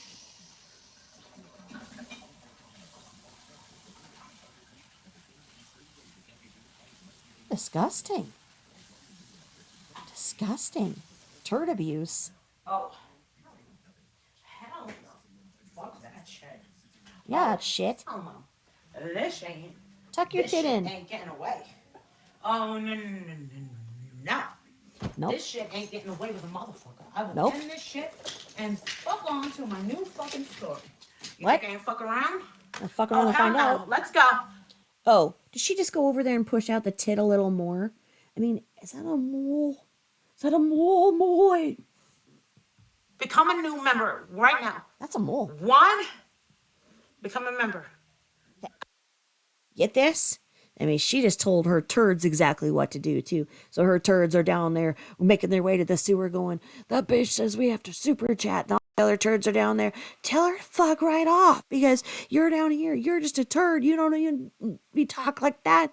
You're a piece of shit as it is. Okay? Then she's going to come out here and talk to the rest of the pieces of shit to give her money. And then she's going to come out here and be like, number one, motherfuckers, become a member. Well, become a member does not insinuate you have to pay money too, because like I tell you, I'm trying to figure all this shit out because I don't know. I got monetized last month. I wasn't expecting it. I don't really know what to do. I got to figure it out. I'm not a member of anybody, so I don't know how the membership thing goes either. But she's going to tell you, number one, this is what you have to do. If you like this content, if this is what you want to see more of, and this is what you want to support, right here, her looking at you like that, okay? Fresh off a deuce, she's coming around and she's gonna tell you, number one, this is what you're gonna do, and then your nutshell over here going, Okay, so you take a shit, you yell at your shit. Then number one, tell him to become a member. Piece of shit, right? Deuces. put a 1 in the chat if you think she just took a shit. I want two. Yo motherfuckers are gonna lose your You just mind. went The number police 2. Keep going. Count them. Oh, hell no. Really? I was like, huh? The fire Really? on the TV screen is very appropriate. Lightly on 10.0. 10. 1, 0.0. I better see some green. Or some super chat. Or else you motherfuckers ain't getting shit. 1. Is that what you told the stripper? And she said, you know what, bish? It's the other way around. I grinded on you. Get your nasty hands out of my purse. You give me the money for grinding. You don't take money from me for me putting my pussy on you. 2, 3, 4, 5, 6, 7. Oh man, that's counting too fast. Okay, that is counting too fast. I only know Doses, doses, doses, bitch. Okay. Now, the problem with this is, nutshell, doesn't have the titties up here. Okay. As the illustrious, infamous ski man has said, because she kept flashing her boobatures to him to try to get him to come and stream from her house.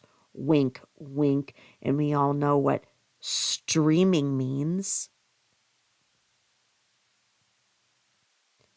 Ski has described Nutshell's boobs as tuna cans and tube socks.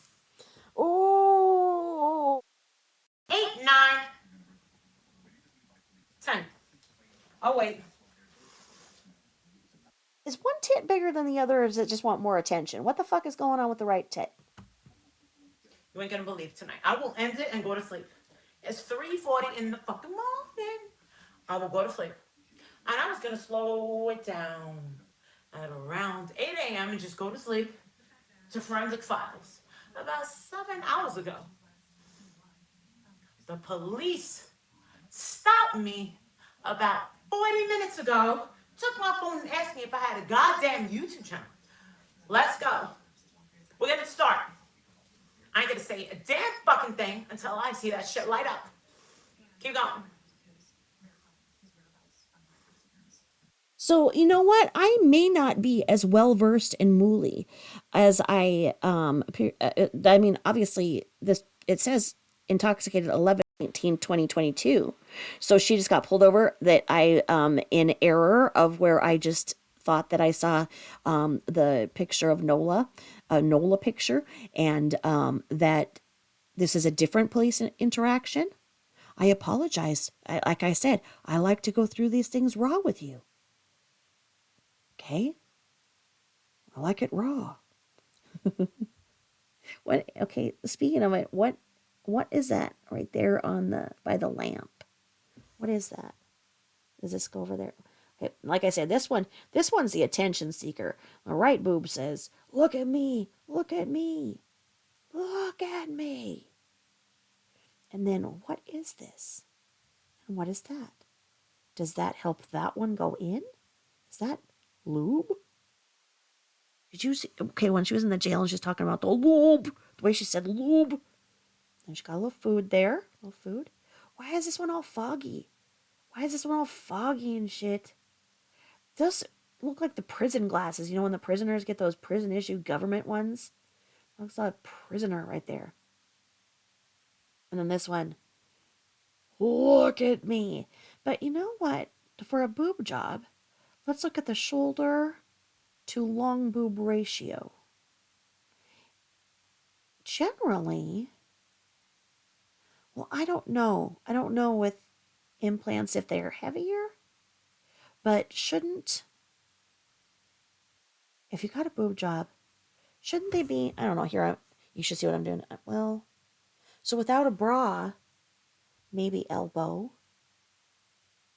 but that's like below elbow. Shouldn't they be up in this region?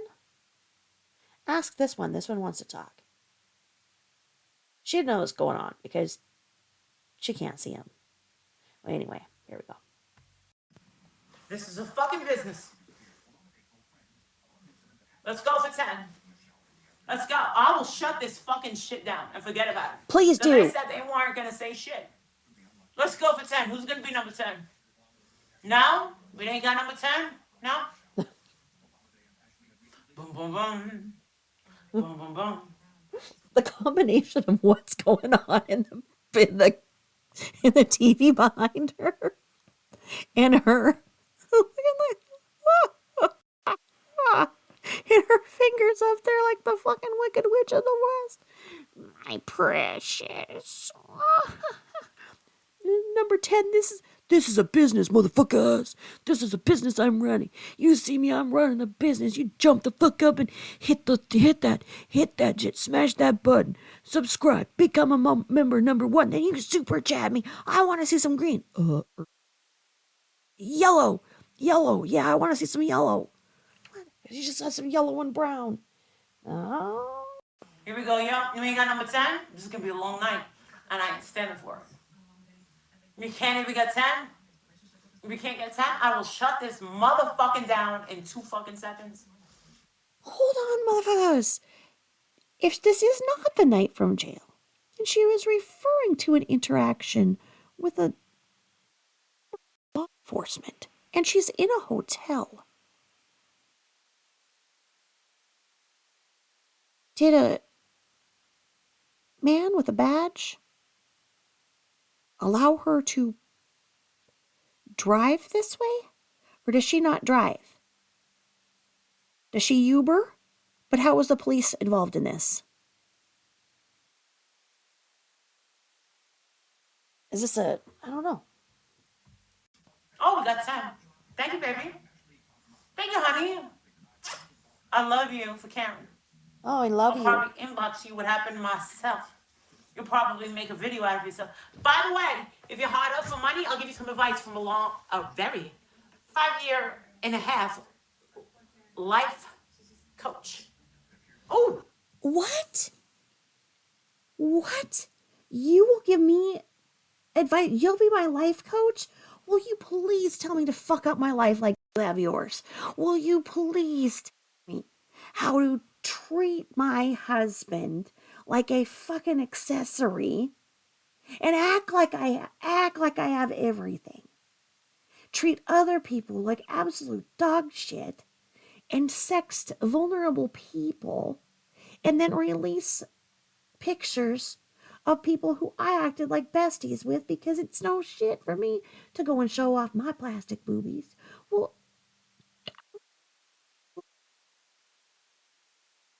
can't thank you enough for this offer to tell me how to do what you do. You massively generous. 9. You want to make good money? Start a channel talking about Michelle Sabate. You make mad money. Okay, mad money. Who wants to be number 8?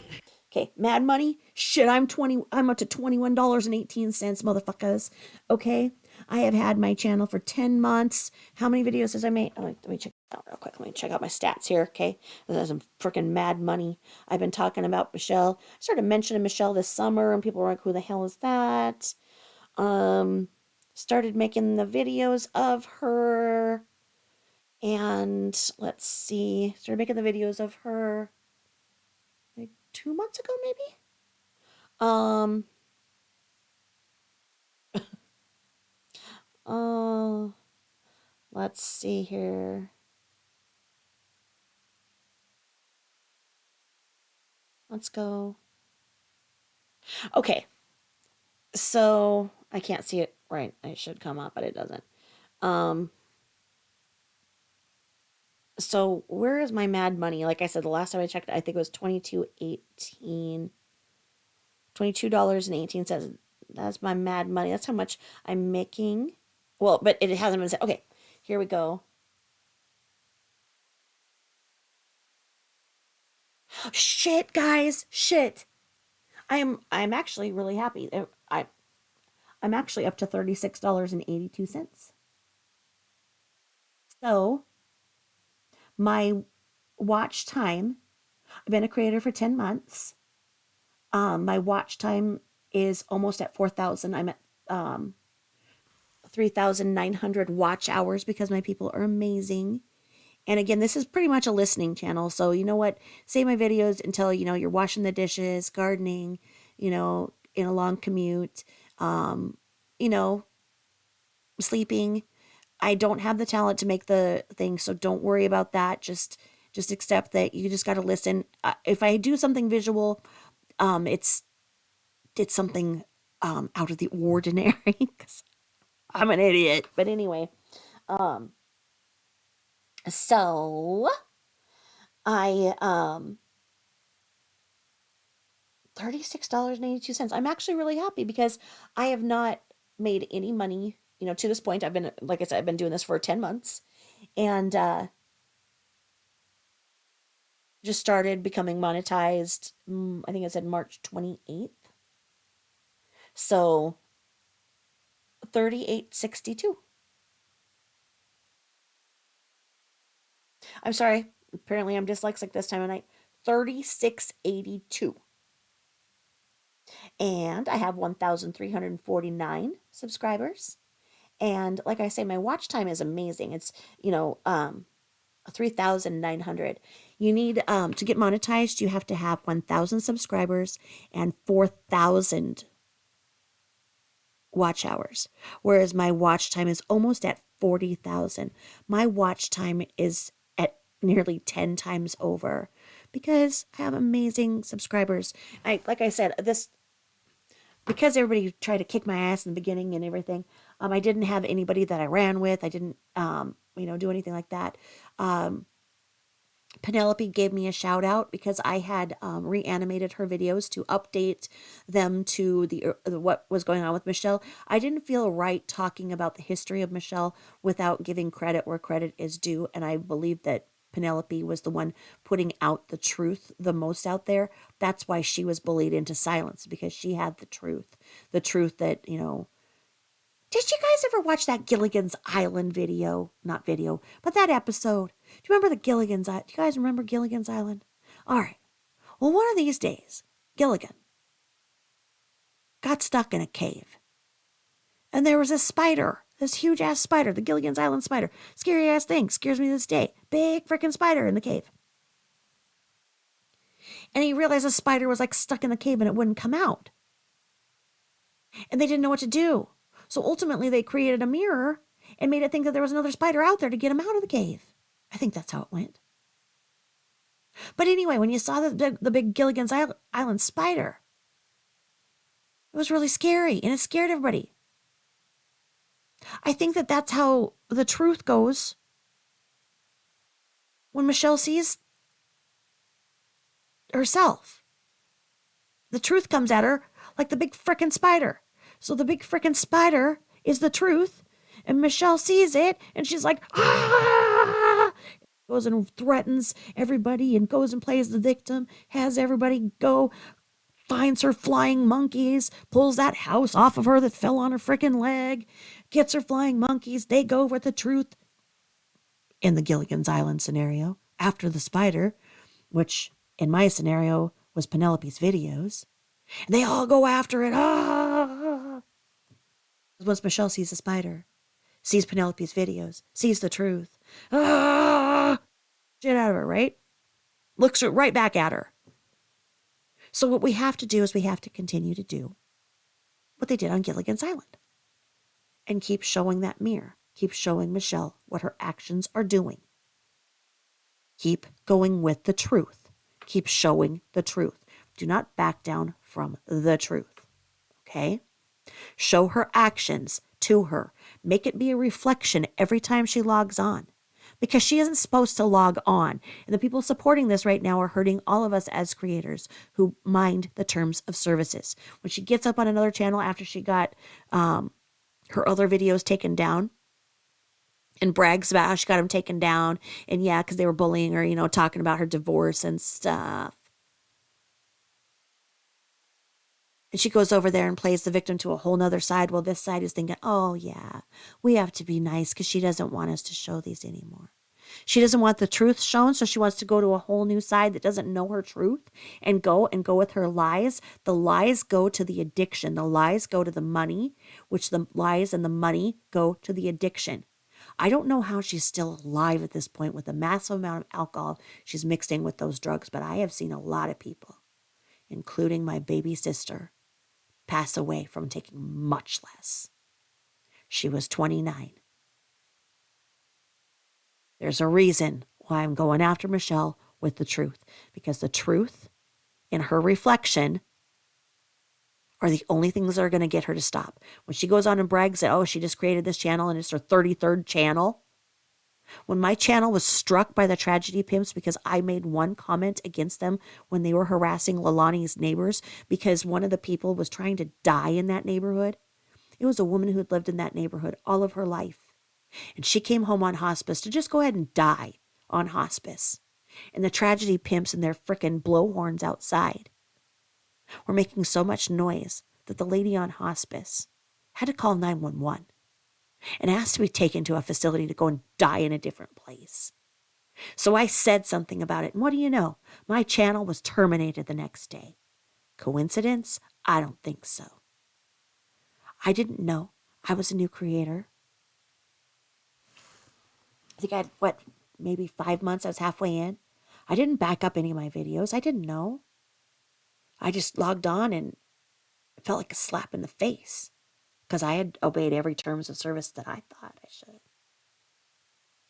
They said your channel has been terminated, and it had in there that you cannot go to a backup channel. You are permanently banned. You are permanently banned. I call out to my teenagers and I'm like, what does this mean? They're like, you're perma-banned. You're done. And they're like, how'd you get perma-banned from YouTube? I'm like, I don't know. And I cried. I'm not kidding. I freaking cried because I'd put a lot of research into my videos. I work hard on them. I didn't think I was doing anything wrong. I found out how to appeal it as these things happen because the tragedy pimps just strike your channel. I didn't know that. I didn't know they could do that. I had to go and dig up this number that they had given me because you have to have the right number to be able to put in the appeal. And then about 48 hours later, boom, my channel was just back up. They said I hadn't done anything wrong. There was nothing wrong. People told me to make a backup channel, go to my, The Real Cunt of Brookline channel that I have. And I was like, I'm afraid because it says I can't, So I was like, I'm not going to do anything cocky because I don't want to, I don't know. I don't know if they can come after you. I don't know. I don't know what they can do. I don't know if they can fine you. I don't freaking know about the YouTube police. I don't know. But then when I see that, oh, it doesn't matter. You just make a new channel. Because people like Michelle, what does that do for the people who actually obey the terms of service? But then again, Michelle learned how to do shit by watching this bish. And this is how this bish got her fame. So here we go. Look at this look here. Look at this. She got a baby in those knees. You got a baby in those knees you need to free? That's a real look there. I mean, okay, does she not look like she's awaiting... well, I'm not... I don't know. Give me some super chat. Become a member. Keep going. Come on, who wants to be number 8? Keep going. It'll be worth your fucking money. Oh, whenever Molly Golightly says, become a member. Well, give me some super chat. Number 8. We just need number 7, baby. Trust me. Remember what? I promised you some BBC. Who wants to be number 7, baby? What did she just say? She'll promise you some BBC? Now, I know that I'm old as shit, just ask my teenagers. But even I know what BBC is. Maybe Mama likes some BBC. Start a YouTube channel. That motherfucker... How is she going to give some BBC? She's strapping on? What the... That is what this is over here, then. This is lube. You want to put some lube? Listen to the arrest thing, huh? It's not because of me. That's her. Keep going. Who wants to be number 7? Keep going. You ain't gonna believe this fucking shit that happened. Who wants to be number 7? She's on a bed, ass up, asking who wants to be number 7 in a motel room. I'm just saying. The train. You are not gonna believe this.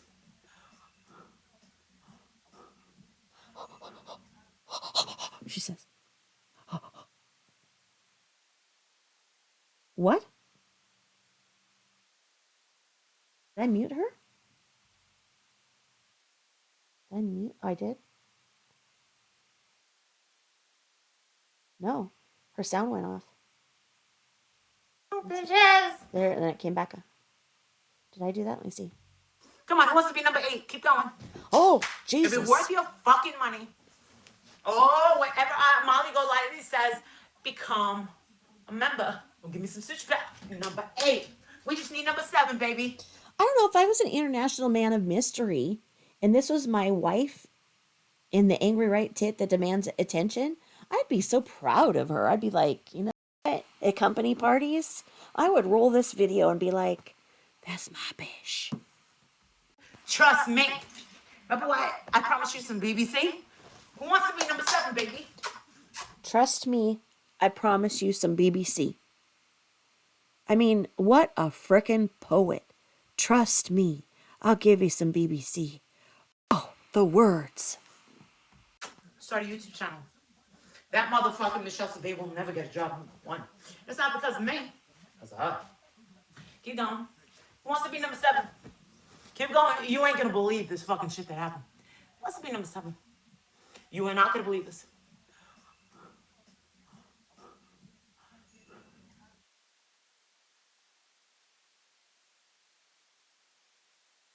Oh, maybe the creator here that I'm begging not to strike me muted some of this. Maybe it was too vulgar.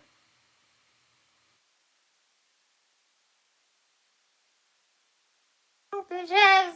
Because only MOOLY can get away with this. Only MOOLY can get away with saying the things that she does. If we do it, if we were to do this, we would get in trouble. If we rerun what others do, as I'm finding out, it becomes a problem and it goes to YouTube review. Now, most of my videos that are going through manual review, like I say, it's about it seems like they strike 1/3 all the way, and then the ones that go for manual review are 1/3. I'm getting yellows instead of greens on some of mine now. I don't know exactly what that means, if it means that, you're getting some ads. I don't know. But anyway, I'm up to $36 and I'm very happy. She must have been saying something really bad. Really bad. Because this I didn't stop this. The creator did. Chronicles of the Shady. Some water and then boom. I'm on my way, minding my own dick. And it's silent again. Oh, I can read lips. That just said, shut up. Well, you kiss your mother with that mouth? Oh, sorry, too soon. Boom, boom. Boom, boom, boom. Let's go back to my room. Who wants to be 5? Who wants to Show you- fight?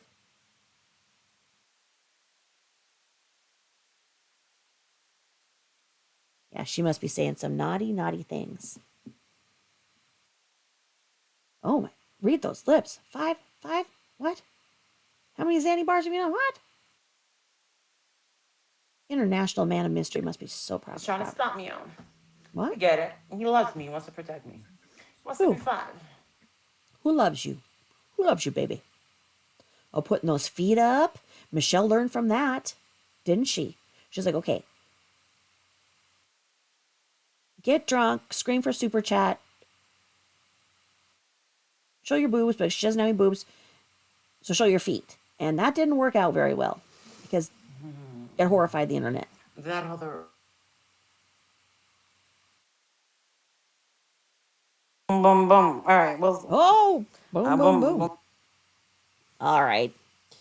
So, there we go. There we go. What does this one say?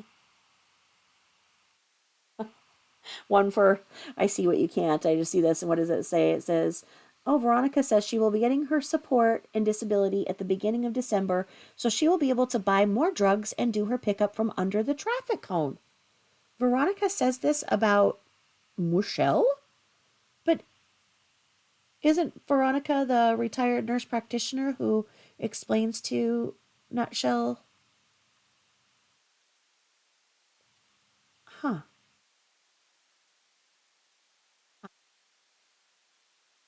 Okay, so this is where she was on Wife Swap. So see, I think she's pretty. And before the surgery, well, or is this before or after? Let me see this. Wife's okay.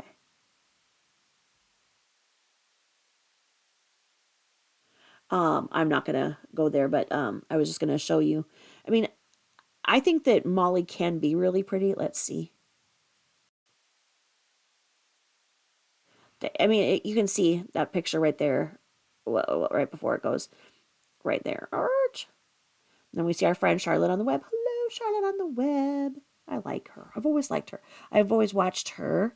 And I learned from her. So, obviously I'm not nutshell, and I did not figure, okay, this is how I gotta do this. I gotta put my boobies out and get drunk and command people to give me chat.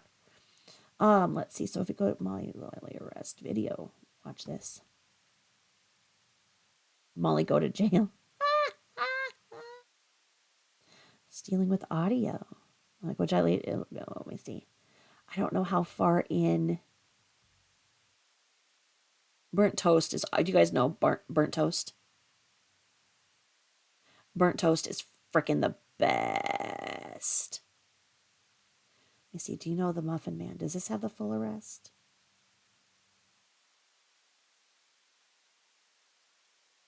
I wonder if this is it.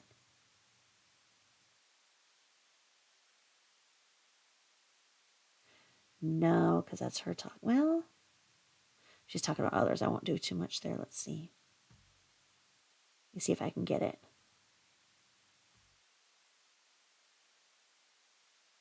Then, okay, so this is actually really something that pisses me off. And probably what, people who are impressionable, like Michelle, see going on. And,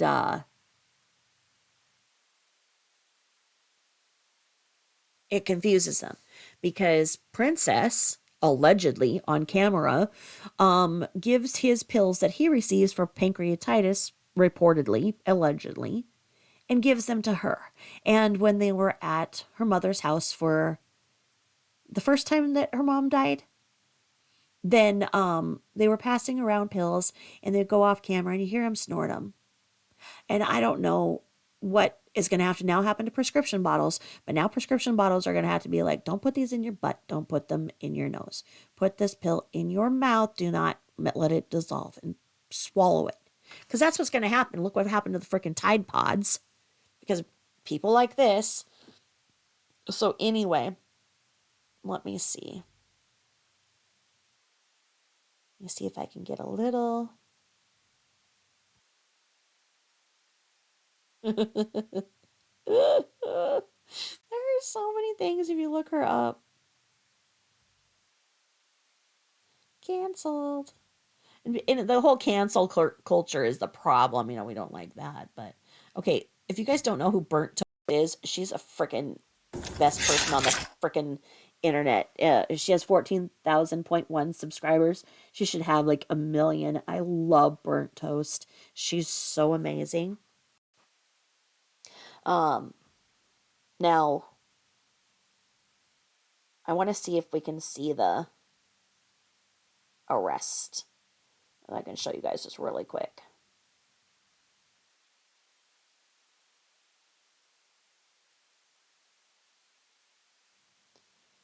We'll let her get a little bit here. So, okay, what's going on with Michelle, nutshell, right now while we're waiting for the Molly arrest and giving Burnt Toast a little bit of, is if you let the ads play, it gives the creator that full watch for the commercials. So when I'm begging for forgiveness and stuff, I don't skip through their commercials, and I try to let them play. What we're seeing in, okay, because so right now there are so many people who feel sorry for her. She did take a shower, and she's got a really cute haircut. It just does fall nicely and stuff instead of sticking straight up like a doodle bug when she takes a shower. So she took a shower, and she's acting more behaved, and as has been stated, it looks like she's replaced the wine for the Tito's. So it's definitely a little less strong. I guess she's reportedly going to AA. I don't know what's going on with that, how that's going, maybe by phone, because she's not sober. You guys, I will do a whole different video to tell you about that, okay? So she's changing things up so that she appears more sober, saying she's sober. She's not. I will tell you. Unless, plot twist, she's the best actress in the world and she hadn't been drinking or doing any drugs. She just watched what Molly did and acted like Molly, and she has a big old hoard of cash and she's going to be able to buy that house and be able to put that wine rack on display. She's going to put it in a freaking glass case, guys. Plot twist. So anyway,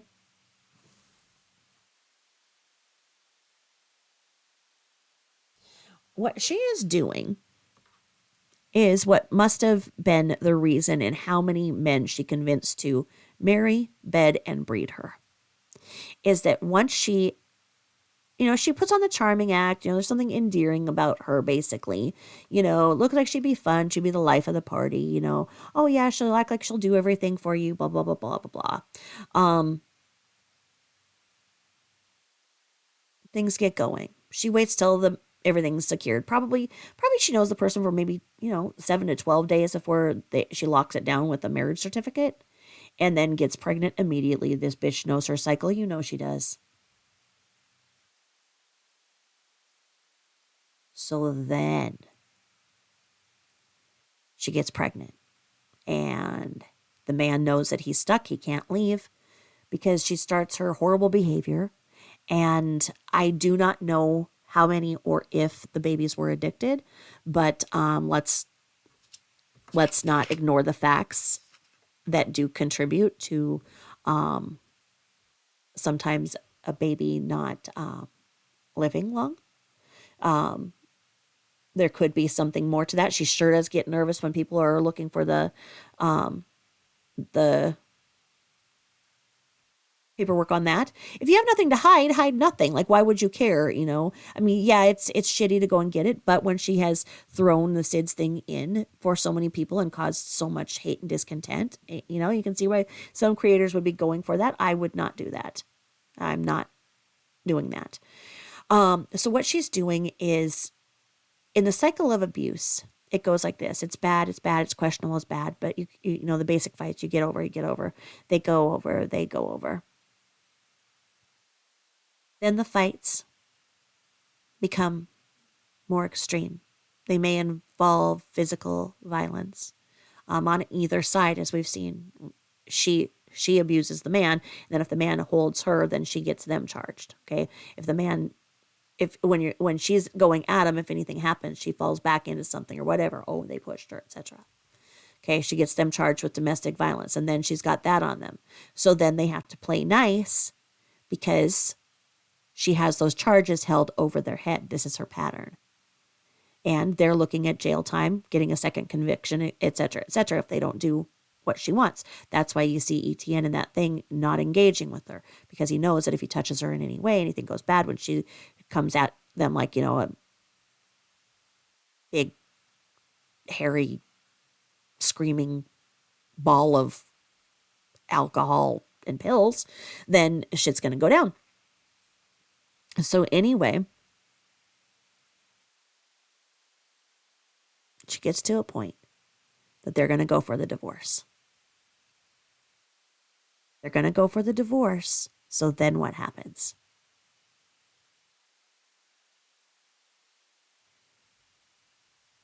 She starts playing nice.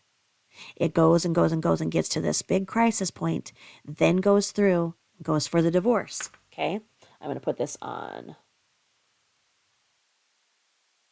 double speed so we can find the arrest. Let's see. And do this under fair use. So what Michelle is doing is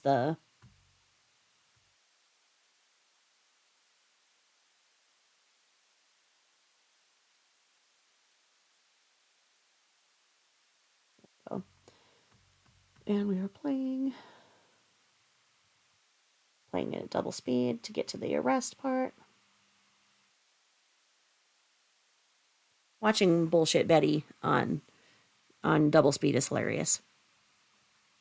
But so what Michelle is doing is she's in the honeymoon period, and that's where the relationship has reached this crisis point. It's out of control. The man is leaving, and so she's like, no, I'll be sober. I won't ever drink again. You can trust me. I won't drink. I won't do anything. I won't do any of that. I'm so sorry. I'm so sorry, baby. You know that I'll do anything for you, baby. You know, just like we saw when she bought ETN every single thing and a weekend away from her as the best gift ever. And it's just that. And you saw her, you know, I love you, I love you, I love you. And he's like, mm-hmm. So she'll do the honeymoon period and act very, very nice. And that's what she's doing. She's in the honeymoon period, the apology tour to this side of the internet that knows what she's done. Simultaneously going to the other side, acting like we're all bullies and we bullied her. So then she's getting, she's playing the victim, and then she's having people come for us. And then they'll be coming for us, acting like we did all of this bad stuff. And she has the benefit because her videos have been pulled.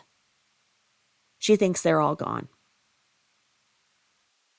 She should not be on the YouTube at all. If you see her, she should not be there. She's been banned, perma-banned, on her 30th channel, whatever, right? So,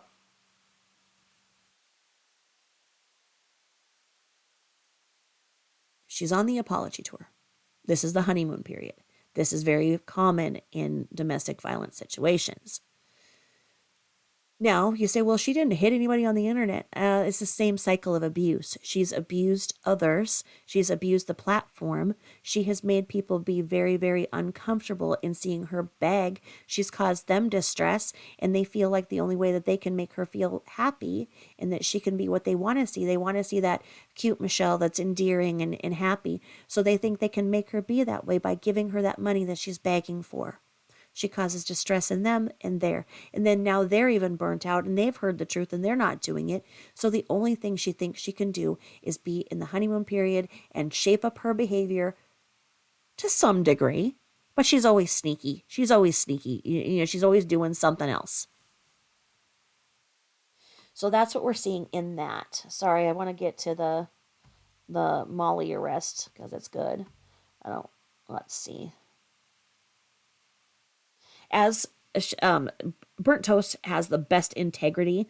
She's falsely accused right now of saying something about somebody else. And like I say, she is absolutely full of integrity. This girl is amazing. I love her content.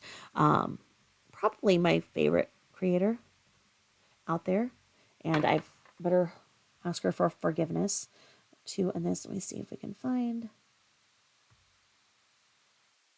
She's awesome.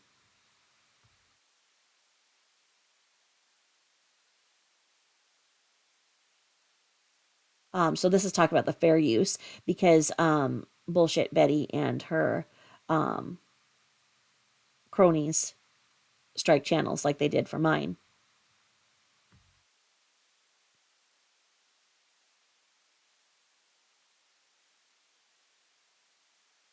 Okay, let's see here. Where is the MOOLY arrest? It came up as being in here. Is it not in this one? I saw the clip of it.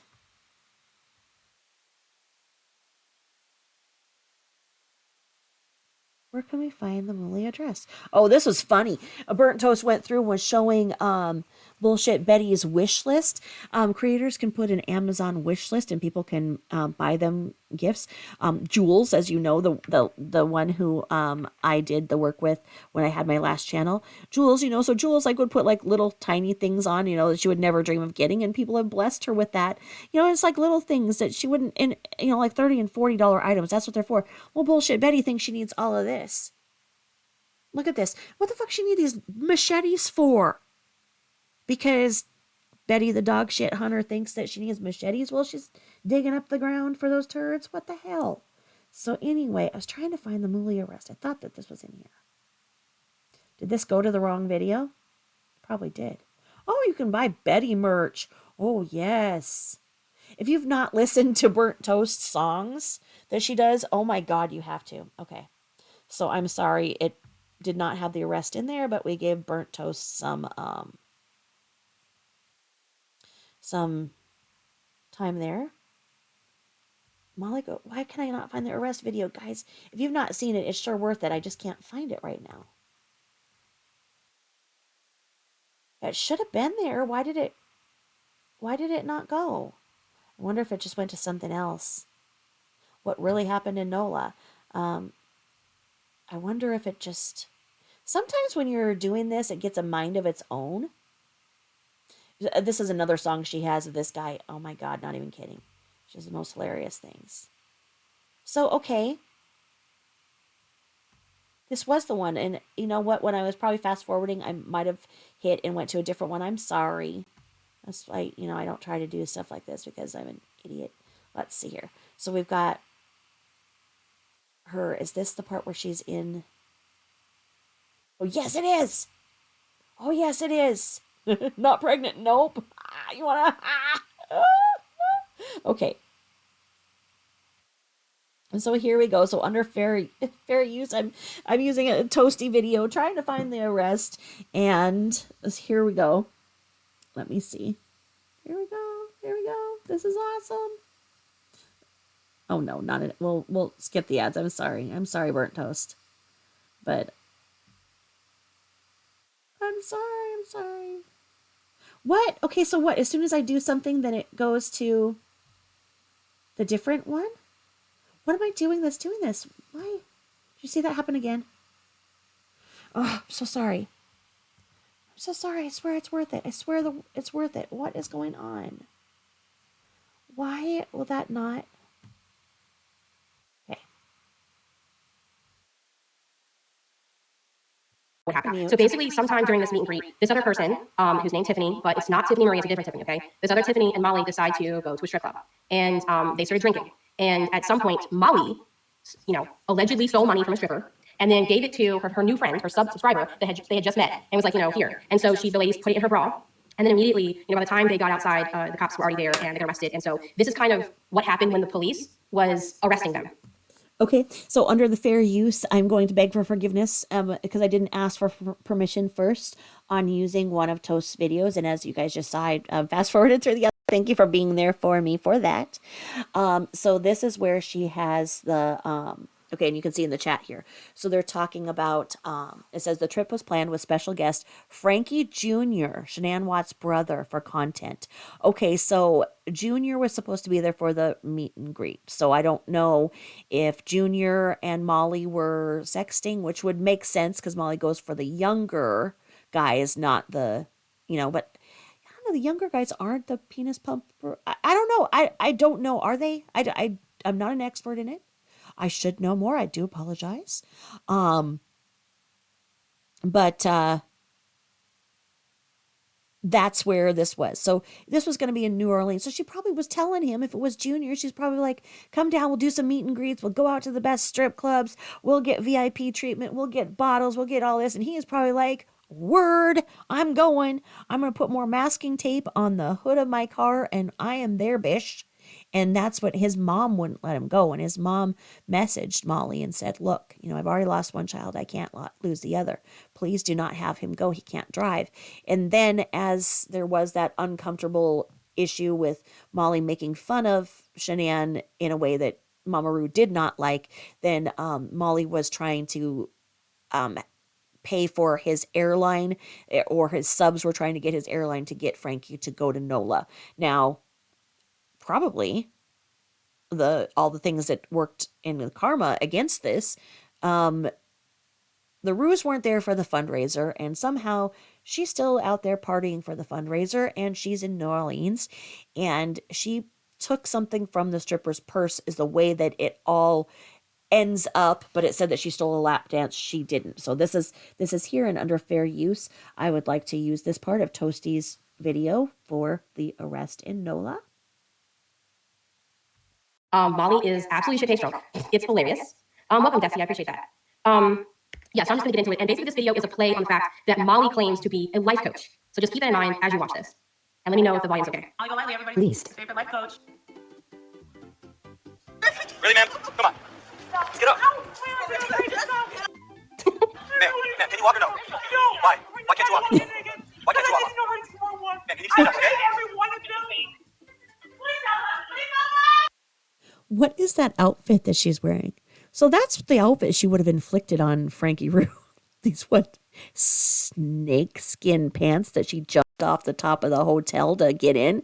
Well, maybe the international man of mystery sent somebody to hold while she jumped in them. And then a shirt with the boobages out. And that would be, for the fundraising tour. And then when she went to Colorado for the other fundraising tour, she went out to a gay bar, and the way that she behaved in the gay club was disgusting. She was filming other people who were in a gay club who may or may not be out to their families, but it's out there on the internet that they were at a gay bar because she was absolutely shit-faced drunk there too on her fundraisers for the Watts. So once again, for those who might be sleeping, this is connected. I made it. I figured it all out. The Watts and the ROOz and the MOOLY and the Nutshell are all one big clusterfuck. Here it goes. Okay. So when they got into their jail cell, she started like emo raging. So for those of you not from my community, there's a guy named Emo, Justin Howling. Okay, he doesn't really put out a lot of content anymore because he got a job. But he used to do these streams every single day for hours and hours and hours and hours and hours, and he was known for his raging. And he would rage and scream and throw things, and it was hilarious because he'd get mad over the dumbest things. Grampy Lobster, Toes may not care about the money, but I do, folks. Shameless plug, send me your Fun Brigade. Yes, yeah, Fun Brigade is the community that Grampy heads up. He's absolutely amazing. Okay, so what you're gonna hear, it sounds like like have you ever heard like a whale giving birth? It's that, and it's that sound. It's very, very high pitched. It's MOOLY in jail. So get your ears ready if you guys are asleep listening to my videos, as it's fine. I no judging. I listen to Burnt Toast to sleep, just for context, because she's so funny, and I love to laugh. If I laugh, I can fall asleep. Because then I'm not thinking about the things that stress me out. So I listen to Burnt Toast, and then when I wake up to pee 17 times a night, then I have those sleep headbands, so that's like I wear a headband with the headphones on my ear so I can sleep, and so then I'll get up to pee. I'll be catching up with where we're at with these videos, and just hilarious. I love Burnt Toast. Misnomer, you tagged me. You didn't type anything. Tag me again so I can read it. Anyway, this is, I may actually watch this second time. I'm just letting you know that.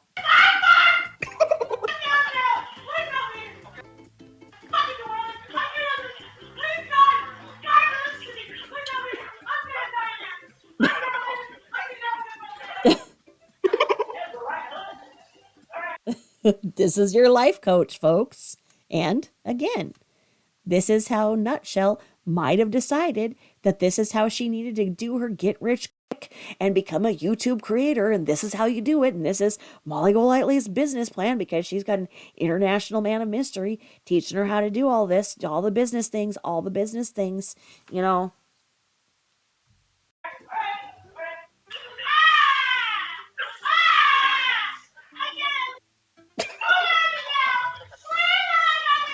Oh, yes.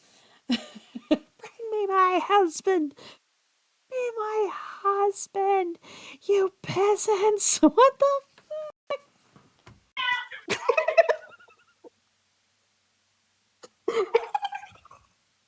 Y'all, that's, I cannot.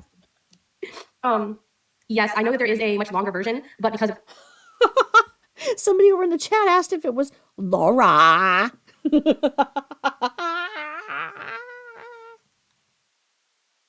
They thought it was Laura. time, I wanted to just play the clips that I have. Plus the fact that I don't want to disrespect the other person that she's in the cell with. It would have taken me a week to go through and like bleep out people's names and all that stuff. So wow, it's just, okay, I'm just gonna play.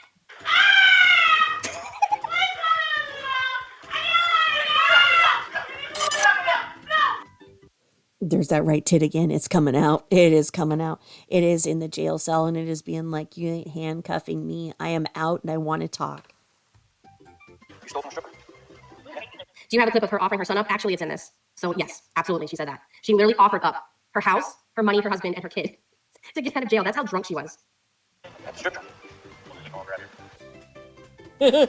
Isabel, please arrest me what you believe I think is fetching from stealing from us. Steal. You're starting words. I'm not throwing my words. I can't understand. I know you want to arrest me so bad. Yes, the only thing I want to do. The cop is hilarious. Like, yes, it's my freaking dream in this life is to arrest you. She's like, yeah. Never, but I have drank some alcohol, yes. Do you have any mental health issues? Never. Never has had any mental health issues, and she's had some alcohol. No drugs, you know. So this is, I don't know what he was drinking, but it's some good shit.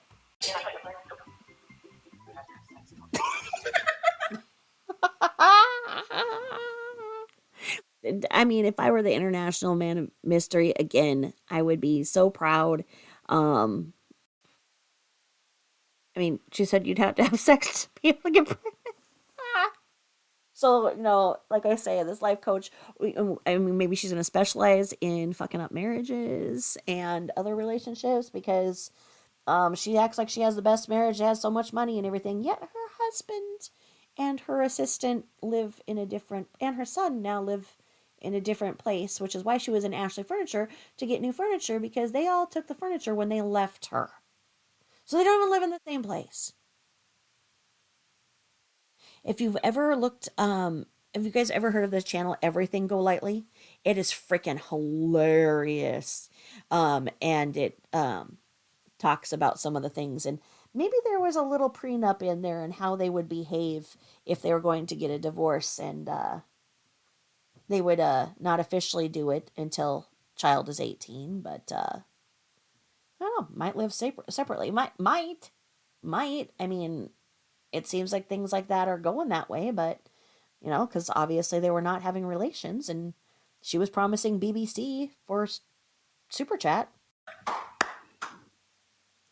I'm gonna rewind. What's this?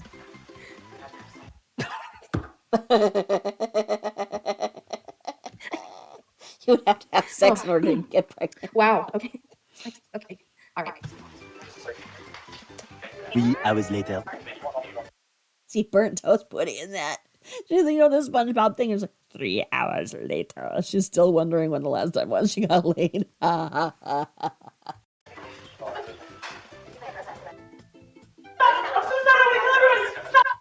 Okay. There you go. Molly says, I'm S. I'm going to. Okay. Everybody, stop. Okay.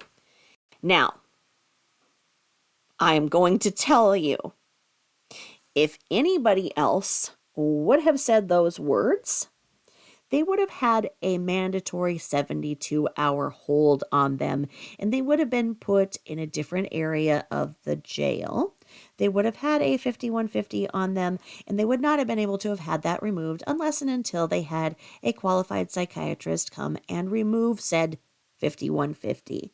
She was not in jail for the 72 hours, even though she said this in front of everybody very loudly. Like I say, I don't know how she got out of that, but that right there, bam, that's a 5150, especially while you're getting booked. What does that sound like, folks? That sounds just like something that Shane Christ does and all these other LOLs cows do. They get caught doing something they weren't supposed to be doing, and they can't get out of it by batting their eye or asking to do various things, right? So then, what's the next thing that these LOLs cows do? They threaten to kill themselves. They threaten to kill everybody. You know, it's emotional extortion, and that's literally what she does. It's just, oh my gosh. And who do we know who did that? Once again, this is how Nutshell did this. Nutshell laid out the business plan because, you know, she's a business lady, you know. She has all of this. She has all these she has all these degrees. She's been in movies. She's been a stunt double known as the Roundhouse Kick Girl, you know, and bends over and shoots webs out of her butt that go all the way over roofs. And then she can climb up on the roof and look for damage. And she's magic in all ways. So she wrote up this business plan, right? And she was like, okay. So you go and you put your boobs out and you command super chat after you're shit-faced drunk. I don't have the boobs. I'm gonna get shit-faced drunk. Just shit-faced drunk. And then tell everybody, give me super chat. You have to give me super chat. I have to act like this to get the super chat. Okay. And then get more and more drunk and then start mixing the alcohol with the drugs and be open about it. Let everybody know and see, and then show that you have gotten drunk and high with the money that they've given you in the super chat, and bully them into giving you more super chat so you can get more drugs and act more high to bully and extort more super chat from these people at all times. Okay. Now, if they don't do this, this is what you're going to do. Okay. You are going to threaten to unalive yourself and or hurt somebody else as in the little stunt she did in the past with how she lost custody of all of her children with no question, and has not had custody of any child for how many years, and the dads have stepped up to raise.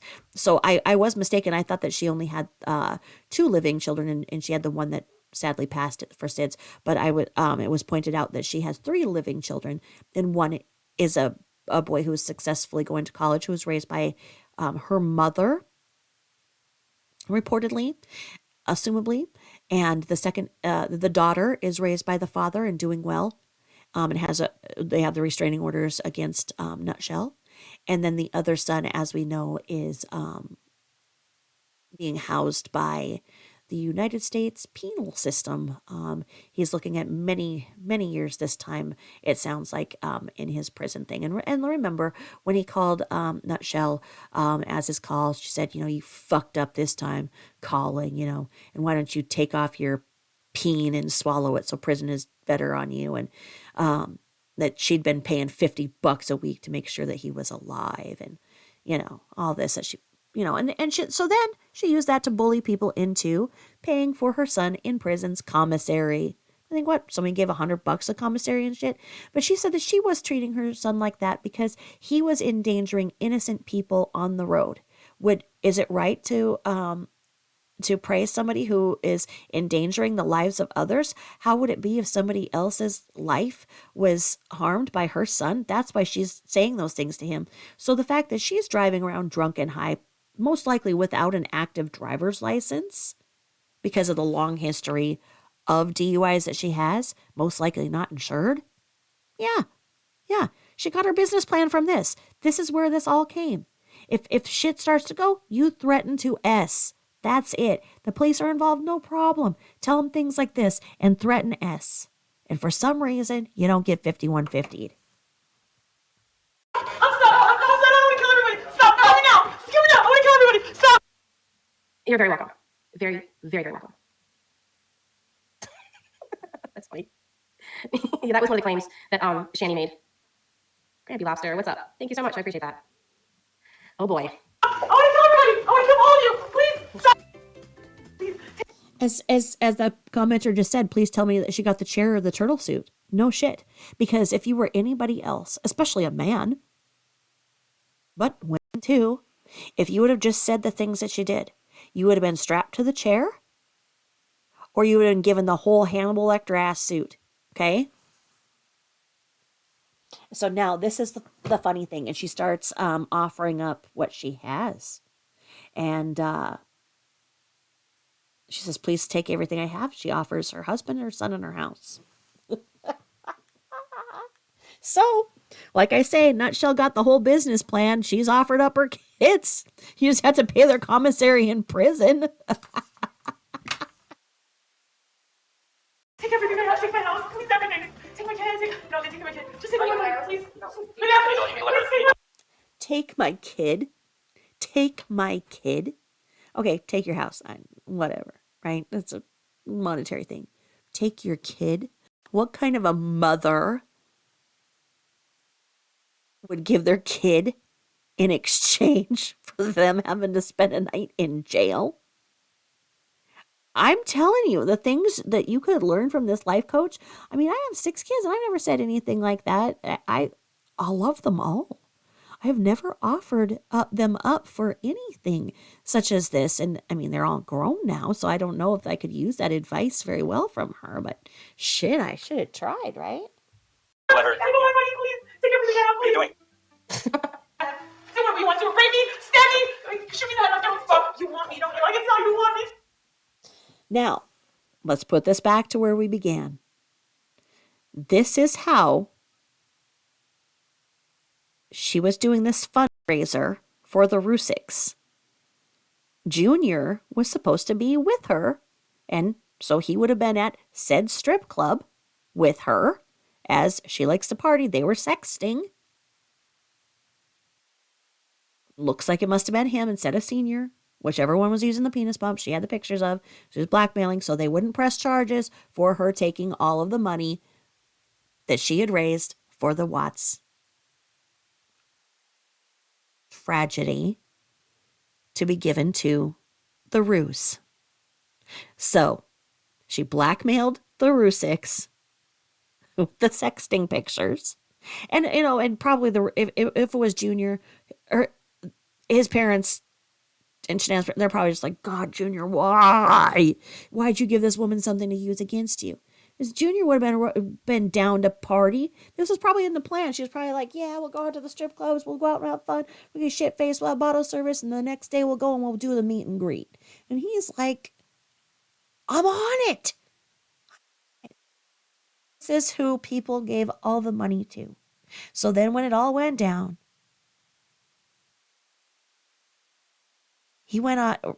Papa Roo went on the media tour and made it seem like everybody is bullying them on the internet and they just need to grieve and be left alone. He was talking about her. She was blackmailing him. This is the bully. It's not creators who talk about what happened and what may have happened to make sense out of it, making sense of the senseless, looking at it, looking at the possibility if Chris could get a 35C at some point and change things around so that he may be able to get parole at some point, if it is determined as to if he was in his correct state of mind or if he had temporary insanity, if he was suffering from psychosis from the substances that were being put in him.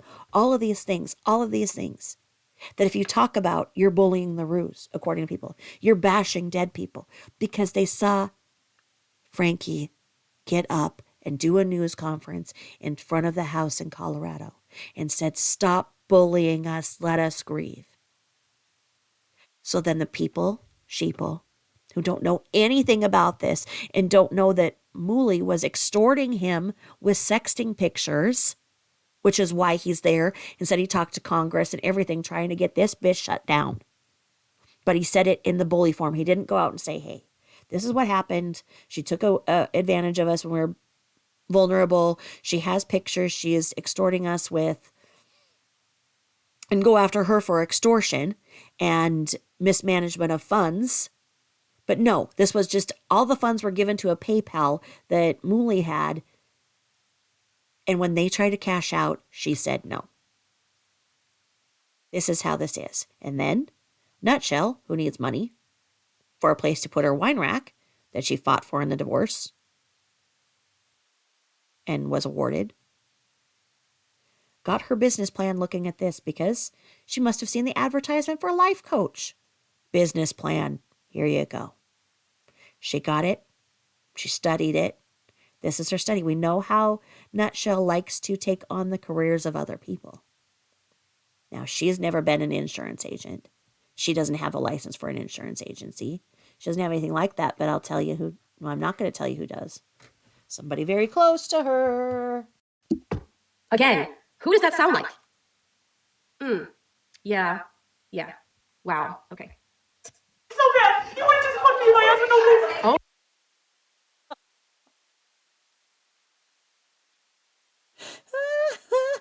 Did you catch that? You want it? Okay, there we go. Like I say, that would have gotten anybody 5150. Let's go to the next thing. And that's literally what she does. It's just, oh my gosh. Whatever. I'm sorry. I don't want to kill everybody. Stop. Kill me now. Kill me now. I want to kill everybody. Stop. You're very welcome. Very, She very said she's welcome. going to kill everybody. That's funny. Yeah, that was one of the claims that Shani made. Grabby Lobster, what's up? Thank you so much. I appreciate that. Oh boy. I want to kill everybody. I want to kill all of you. Please stop. Threaten to kill Take everybody. everything. Take my house. Please everything. Take my kid. No, they take my kid. Just take my money. Please. No, don't take my money. Just take my money. Take my money, please. Take everything I have, What are you please. doing? Do what you want to. Rape me, stab me, shoot me in the head. I don't give a fuck. You want me, don't you? I can tell you want me. Again, who does that sound like? Yeah. Wow. Okay. So bad. You want to just fuck me, my husband, no reason. Oh my, Molly, what? Did you catch it? Did you catch it? Stop. Kill me now. Kill me now. I want to kill everybody. Stop. You're very welcome. Very, very, very welcome. That's funny. Yeah, that was one of the claims that Shani made. Grabby Lobster, what's up? Thank you so much. I appreciate that. Oh boy. Oh, I feel right. Oh, I kill all of you. Please stop. Please take everything I have. Take my house. Please everything. Take my cat. Okay. Gonna come after this. Listen carefully. After she just threatened to kill everybody again, he'd kill everybody again. Like I say, which would have gotten everybody else Hannibal Lecter's suit, but anyway. No, they take my kid. Just take my money, please. No, no, please. Take my money, please. Take everything I have, What are you please. doing? Do whatever you want to. Rape me, stab me, shoot me in the head. I don't give a fuck. You want me, don't you? Like it's not you want.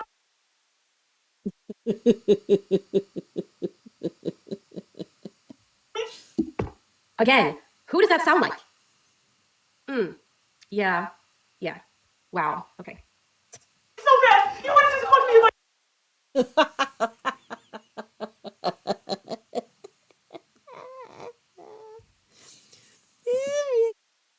With no.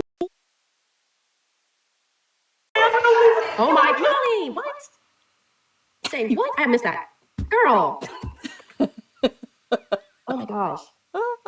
Bro. Wow. You want to fuck me in the ass with no.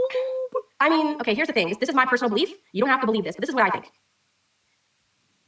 Drunk words are sober thoughts. And what I mean by that is when you are drunk or high, it does not make you do things and say things, especially with alcohol, it doesn't make you do things or say things that they're just like completely out of your character. Okay. What happens is it lowers your inhibitions.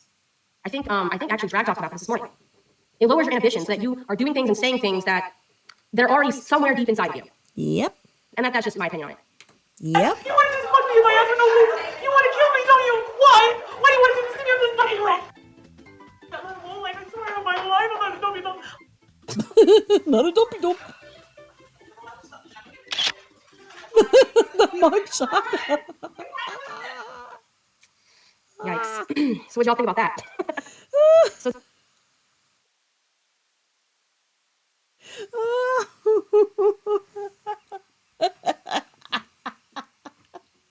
So you all see Michelle's business plan and how this all went down. It's all making sense. It's all making sense. Is that we can talk about things about true crime cases in the true crime.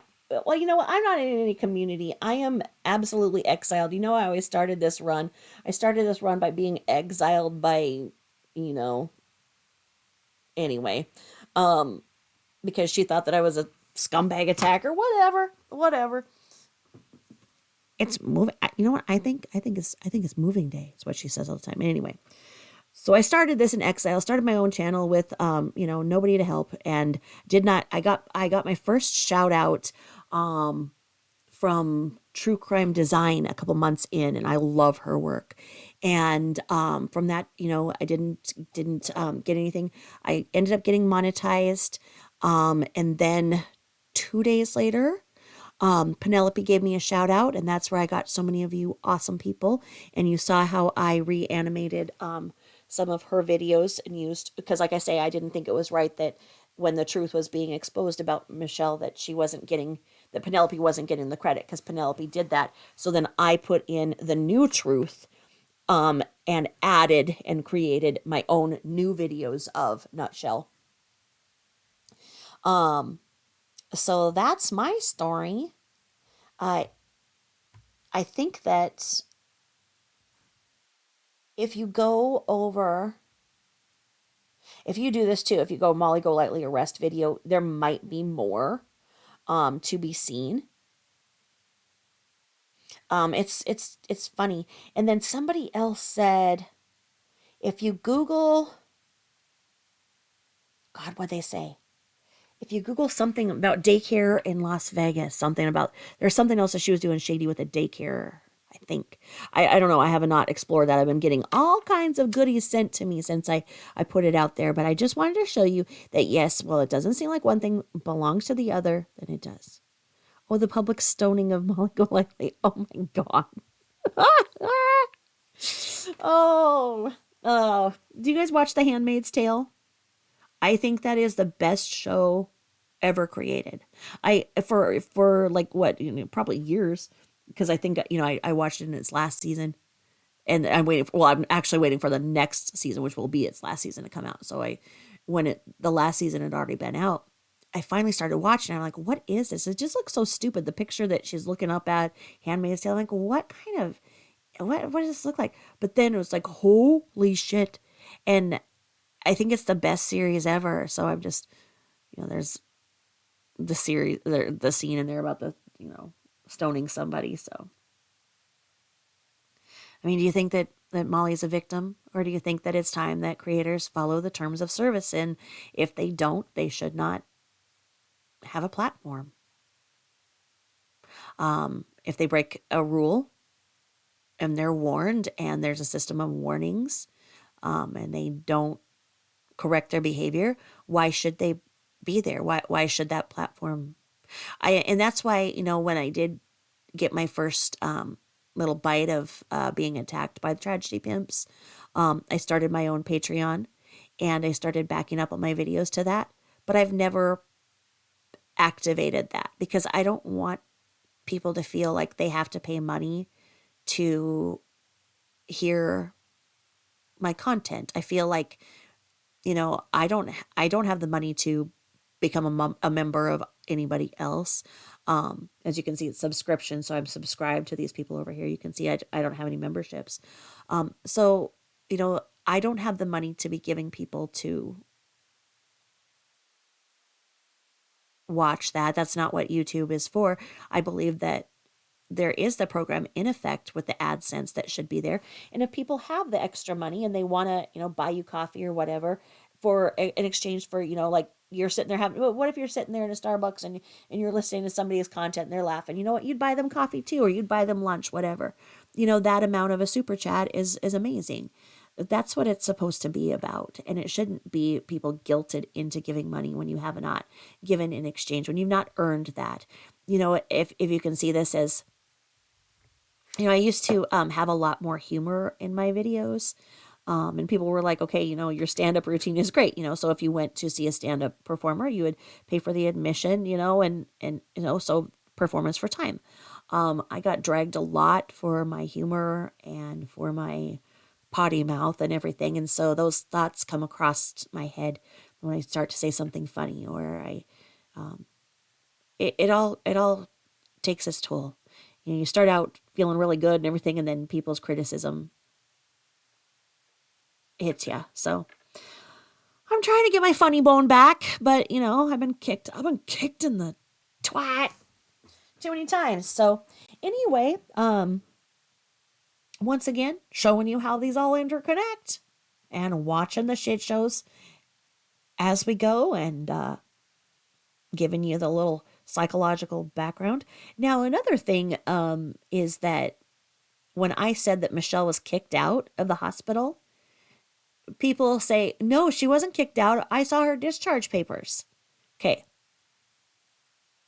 A person who has a toe that may or may not be gangrenous, has a systemic infection requiring IV antibiotics, and has a vascular block of 60 or 70%, as the vascular surgeon said. And the vascular surgeon said that he wanted to do that procedure in hospital in the morning.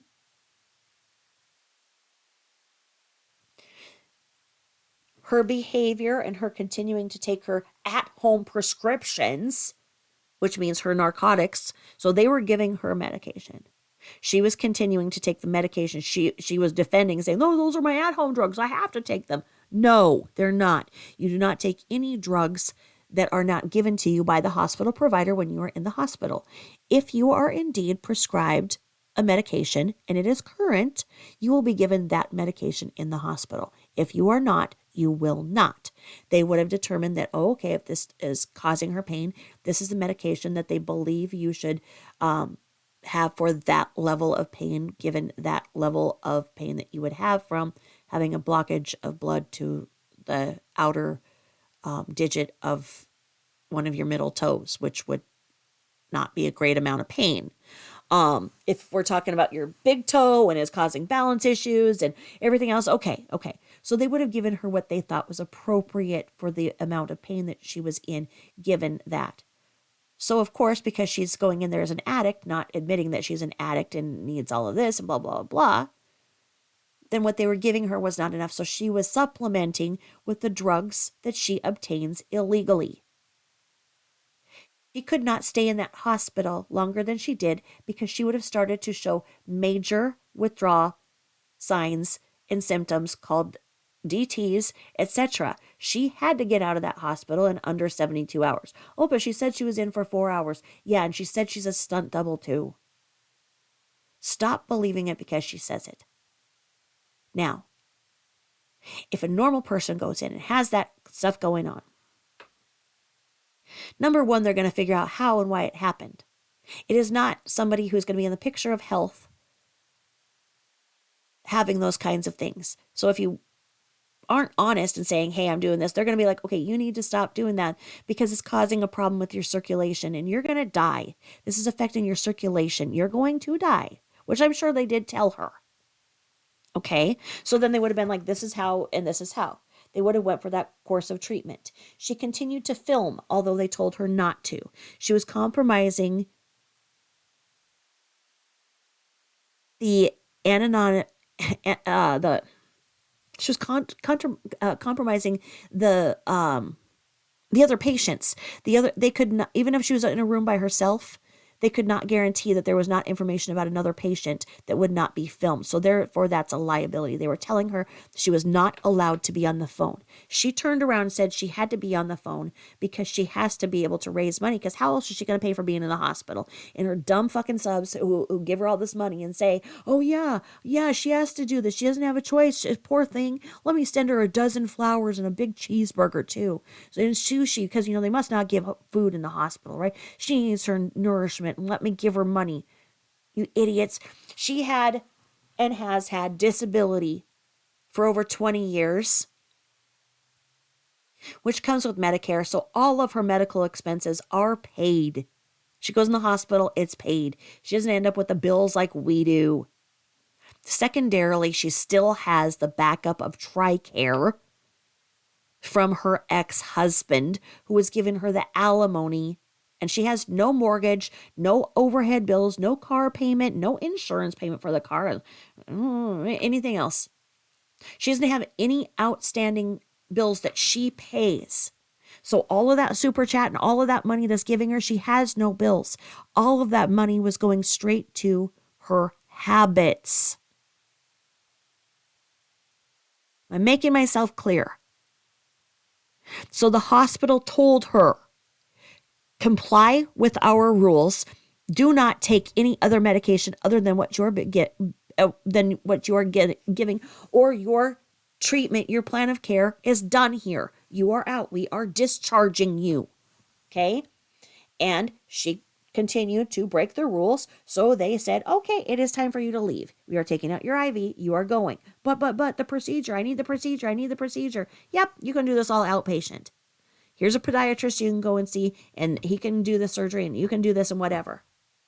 Here's your paperwork. Get the fuck out.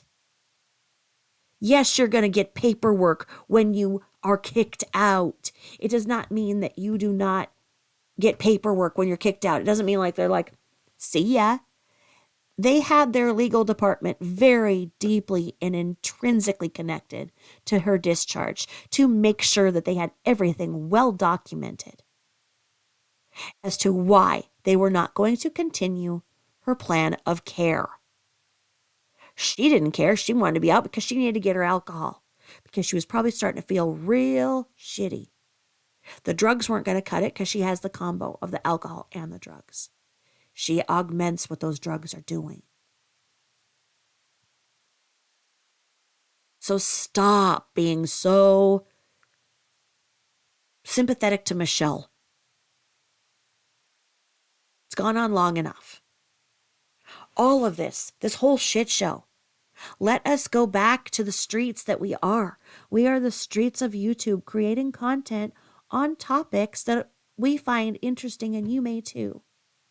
We've all been stalled because people are rubbernecking and gawking at the train wrecks that are the MOOLY, that are the nutshell, that are all of the people who were in Molly's little network and her flying monkeys. the one that just stood up and broke free from the trio that was, made it clear that when she had other people do her dirty work, so it couldn't be traced back to her, the doxing, if you will, she'd send them $100 super chat for doing it. She'd be like, hey, will you do this? Hey, I need you to do this. Hey, I need you to hop on and talk some shit. I need you to support me so it looks like somebody else is supporting what I'm saying. She sends them $100. I think it's high time that somebody's husband gets audited for how many $100 super chats they've gotten, because the silence is speaking volumes.